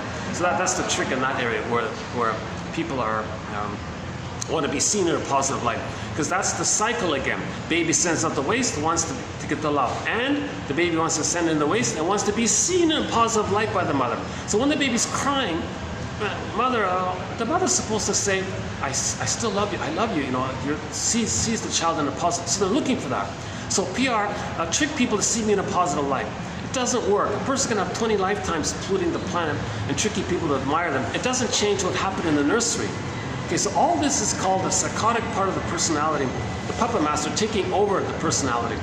Again, to create a staging thing, to in effect, create a mirror to see what happened in the nursery. That's raising consciousness. So the idea is to look in the mirror. So repetition compulsion is the means, or the mirror, to raise consciousness, to bring repressed material to consciousness, making the unconscious conscious. Okay, this whole thing about ingratitude. So of course, babies don't have gratitude. Gratitude is a developmental accomplishment if they're loved. If the baby's, it makes sense, make common sense. If the baby's loved, he's going to feel gratitude. If the baby's not loved, he never has gratitude. So that's why at this point, number 15, I played Carl Sagan's clip.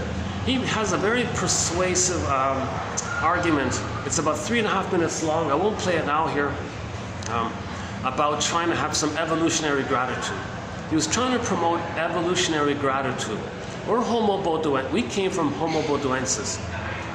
So first of all the specks of dust out there, just one speck of dust that we know of so far, is just the right distance from the sun. Not too close, not too far, meaning not too hot, not too cold, just the right distance from the sun to allow light, like the microbes in the muck and the bacteria, oxygen mixes in, and the water, then the life forms. And it took billions of years for all of these life forms to evolve and develop. And then billions of years later, finally, billions of more years, finally we got the monkey line. And then more billions of years, then we got the hominid line. And finally, after all that, there was Homo bodoensis, which we are. We are Homo bodoensis 2.0. So we're all Homo bodoensis underneath. We became a more evolved version of ourselves, called Homo sapiens, about 150,000 years ago. So let's have some gratitude. He was trying to say, let's have some gratitude for all this. Let's have some gratitude that we're on the right speck of dust, and the evolution of how it took billions of years to create the beautiful Earth and our existence. Let's have some gratitude. Can't that persuasion maybe kind of bypass the pain and sink in some gratitude? So maybe there is some argument that maybe we need some persuasion to help people feel some gratitude some way. If others have gratitude, maybe we can spread the gratitude, and others might sense, hey, what's all this gratitude? Maybe there can be like a positive influence. I don't know about the power of suggestion if someone can feel gratitude if others have gratitude. I have a question mark about it. So that's why. But I still like to play both. So we do 3 parts here. We play Carl Sagan's clip. We play Kristen Wilson's speech called "Ooh My Soul," and plus we play Katja Epstein's song called "Diese Welt," mentioned earlier, "This World." Okay, another important point here to understand is a thing called doublethink. 1 second. Oh, my poor arm. Okay, doublethink. The self-image or representation or memories is blurred in with the image of the mother, married to mom. So when they act like the aggressor, shame others to replay how the mother shamed them, they're going to be reminded of how the mother shamed them. It's going to come up. To deal with how they now feel by the mother being evoked, and to protect their mother because they become the mother and are not conscious of it, to explain for why they're now feeling bad after having shamed someone innocent. They're going to say that the innocent person is the boogeyman who shamed them. That's called doublethink. So a lot of this doublethink is hocus pocus, double focus, doublethink. A lot of this negativity you'll see in blaming and accusing, that's a confession that they did it, but they want to protect the mother. So a very good point here is 21.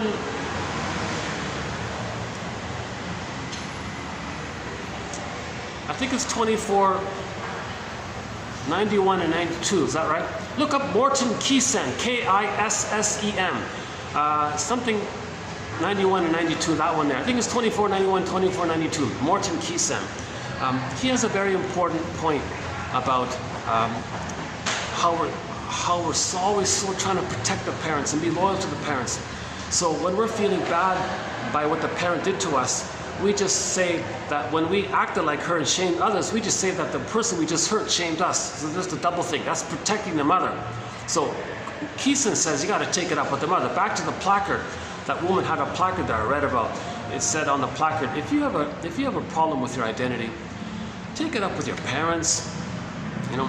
So that's the healing journey. That's the hero's journey. The true hero's journey is to take it up with your parents. Call your mother. What's your favorite joke? Get their psychobiography. Okay, that's the hero's journey, as mentioned partly earlier. Okay, next one here. Double thing. I'm going to skip prejudice for now. That's a long topic, but that's a part of the pillaging. Projective identification. Baby wants the mother to feel what he's feeling. Baby feels what he's feeling. Mother provides soothing. Cycle is complete. Trauma, repetition, compulsion. Goad others to feel what they're feeling. It doesn't work. But there's a secondary gain by doing this. If somebody in the present can goad someone to feeling distress, shame, pain, upset, scared, whatever, how they're feeling, they get a benefit by that. They see what they feel externalized. It's called projection. Then they don't feel it within. So there can be a lot of projective identification. So when you think about your parents, who does more goading? Who does more inducing of the other to feel what they're feeling and they deny it? So that's part of the process. So if others are seen in a... so the mother gave the baby pain, poverty, and misery. So if they see pain, poverty, and misery outwardly, mother gave them emotional poverty. If they see poverty outwardly, it's externalized so they don't feel it within. So it's part of the projection. Something about yourself you see outward symbolically, then you trick yourself that it's out, you don't feel it's within, then the brain doesn't send you too much cortisol. So projection or externalization, displacement, transfer, all this is to trick the brain not to send the person too much cortisol. So that's sort of why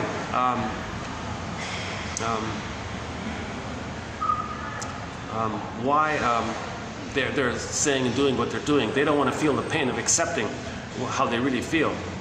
Okay, it's very painful. They got to feel what the baby would feel when the baby thought he had no mother.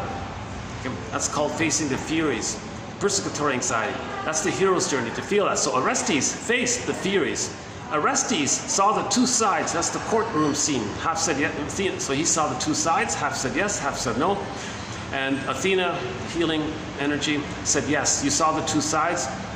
Then the furies, the feelings chasing him, the abandonment, depression, the anxiety chasing him, the furies calmed down and they served him.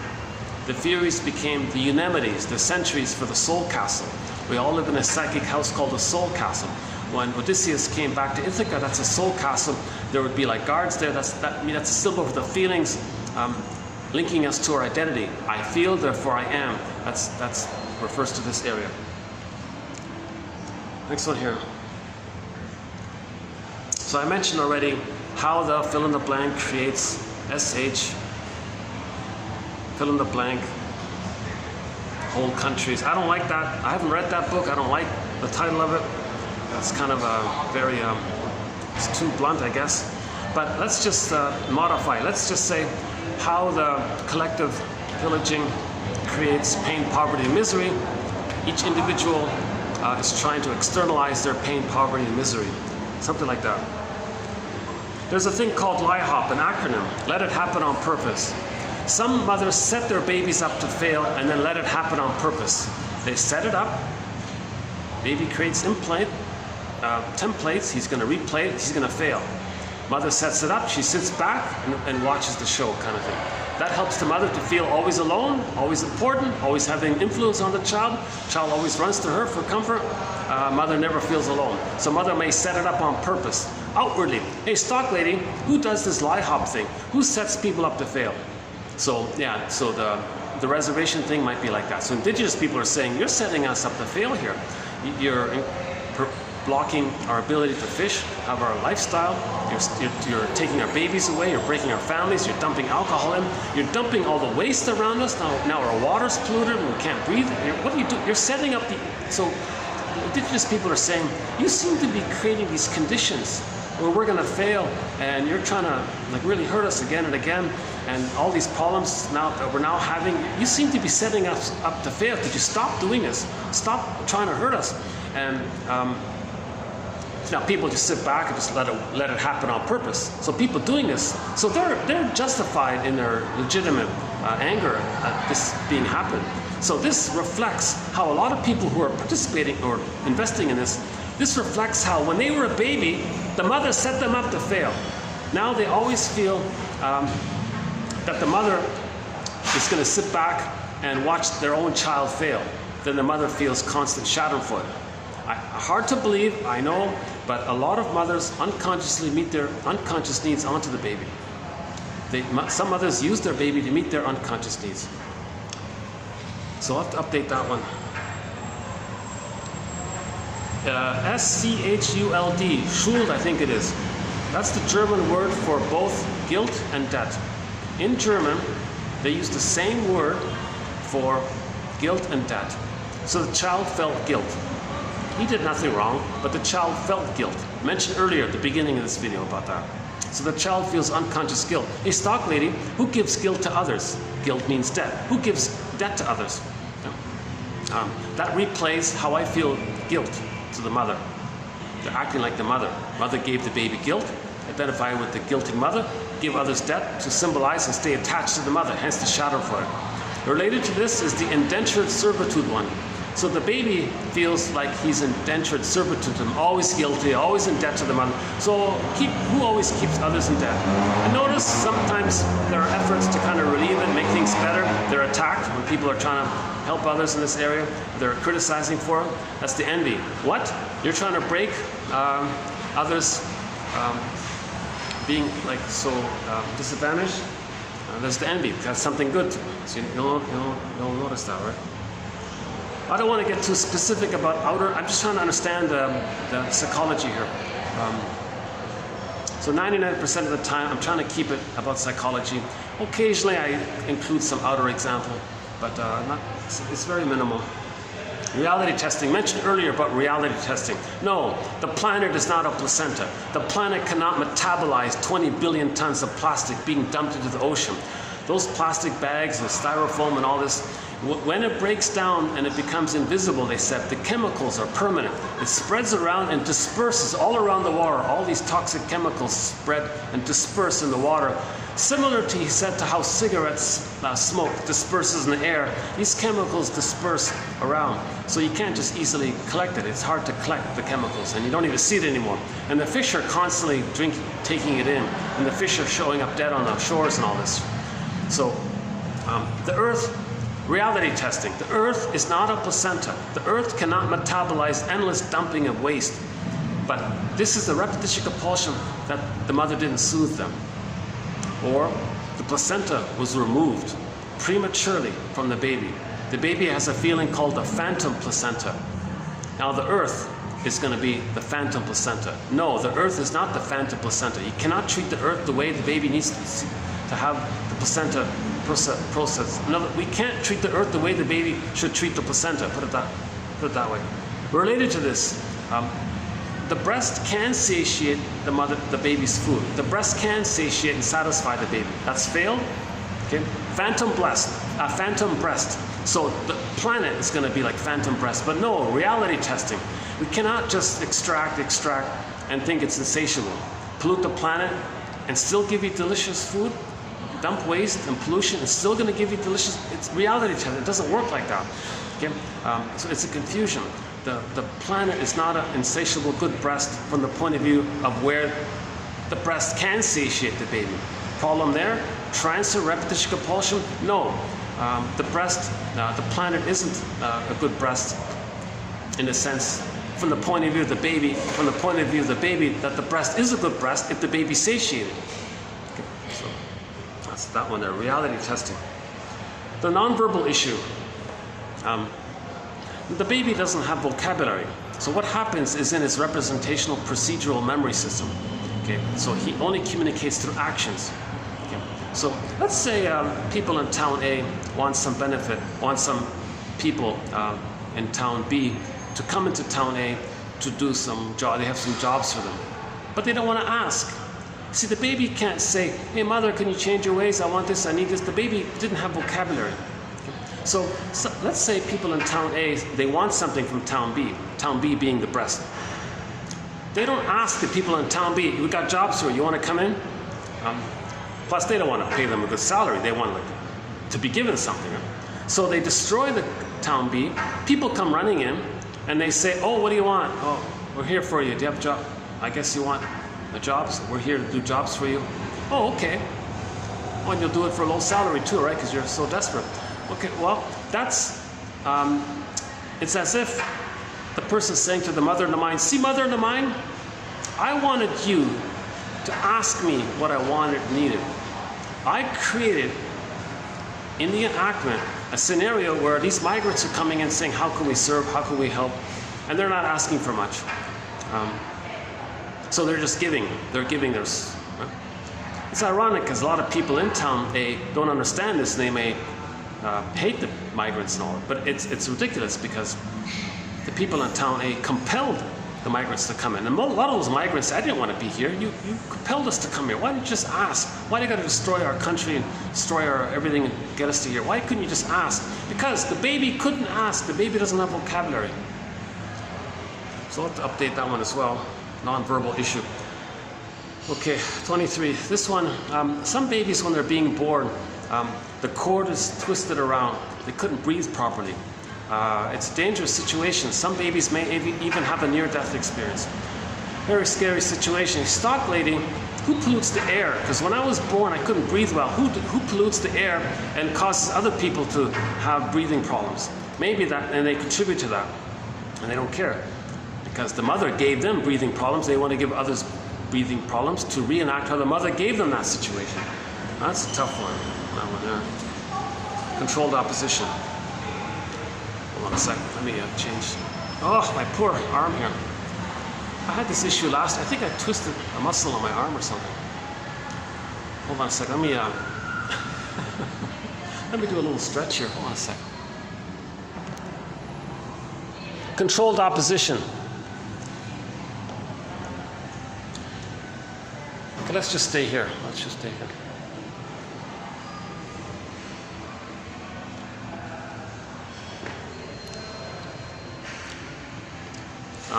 Now, when the baby's being abused by the mother, later on as a child, the child may hope that the father can protect them from the abusive mother.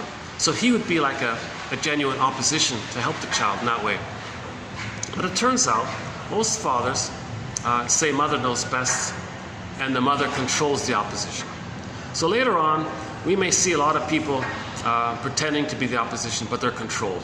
Usually these people are family members of the plunder system, and they're given the job to be fake controlled opposition. And they know they can't really be effective in that area because they're controlled, kind of thing. And they may not even know it sometimes, but I think usually they have a sense that they know it. So a lot of the controlled opposition we see out there, that seems to be communication, that when those people were children themselves, they thought that the father was going to oppose the abusive mother and be a genuine opposition, but no, he was a controlled opposition to the mother. That area there. Next one here. Okay.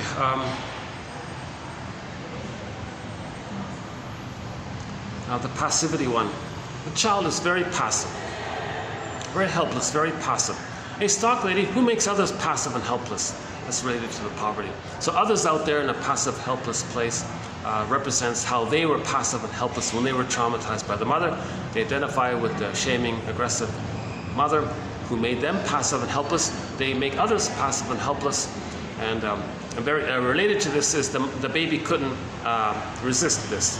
So stock lady who puts others into passive, helpless position and they can't resist. Because when I was a baby, I couldn't resist the mother.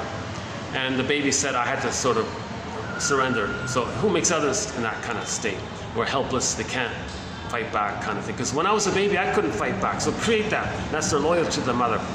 Okay, so this is a very disturbed, angry scenario.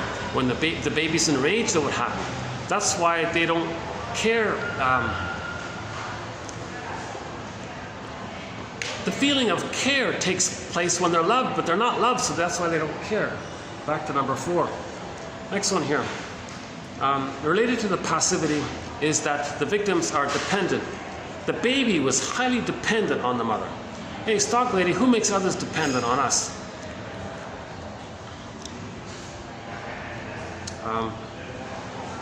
Now, a lot of this propaganda and all this shame, humiliation, and the imagery around it, and saying things to others, trying to shame others, and trying to make negative jokes about others, they're reenacting how the mother shamed them. That's all that is. Related to this is the imagery.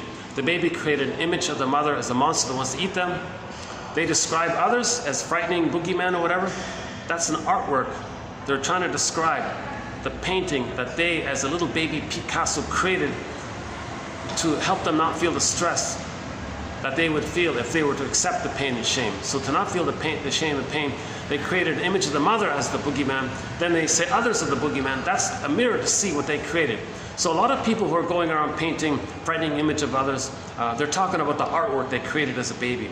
Okay, now we do this to know the feelings. So in The Wizard of Oz, this is seen by when Dorothy throws the water on the witch. Water is a symbol for feelings. So we're trying to link the feelings with the painting, the artwork. The Wicked Witch, the mother's not that dangerous.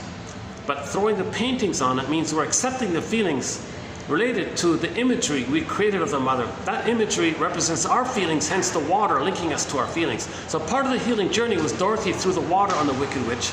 Okay, that's just a metaphor that we link up our feelings with the imagery and accept and admit that the imagery represents our feelings. Now we're being embodied because our imagery is linking with our feelings. So now Scarecrow and the Tin Man and the Lion are together. I think at that point Dorothy had the three of them lined up together. You see, when Dorothy got the three of them lined up together, she was then able to express her feelings. It's interesting about that, right?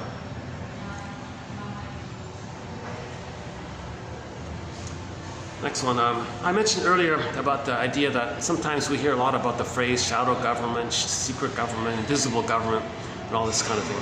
That might kind of convey, and the power they have over the rest of us, that might kind of convey, as beloved, so below, how the puppet master, being our own psychic invisible government, has power over us. So there's kind of conveyance like that. Oh yeah, related to that is this, here's a tough one about this. I saw, so I don't want to mention too much about the outer details, others can do that, but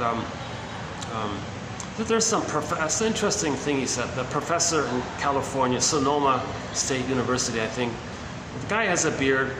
His name is Peter Phillips. But when you go on YouTube, you got to type in professor, sociology professor, psychology professor, something like that. Sonoma, California professor.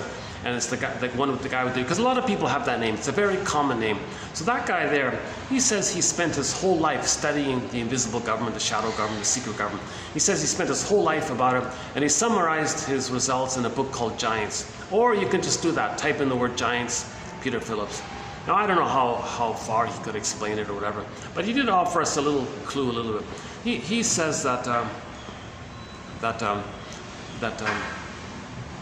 that to ensure that everybody's pillaging and plundering, and to get maximum profit of waste and plundering, to maximize the effectiveness of the pillaging and the pollution and the plundering, okay, the envy, destroying the goodness, to maximize that, the way that compulsion takes place is that someone got the idea, hey, wait a minute, we're company A, I don't want company B to be nice.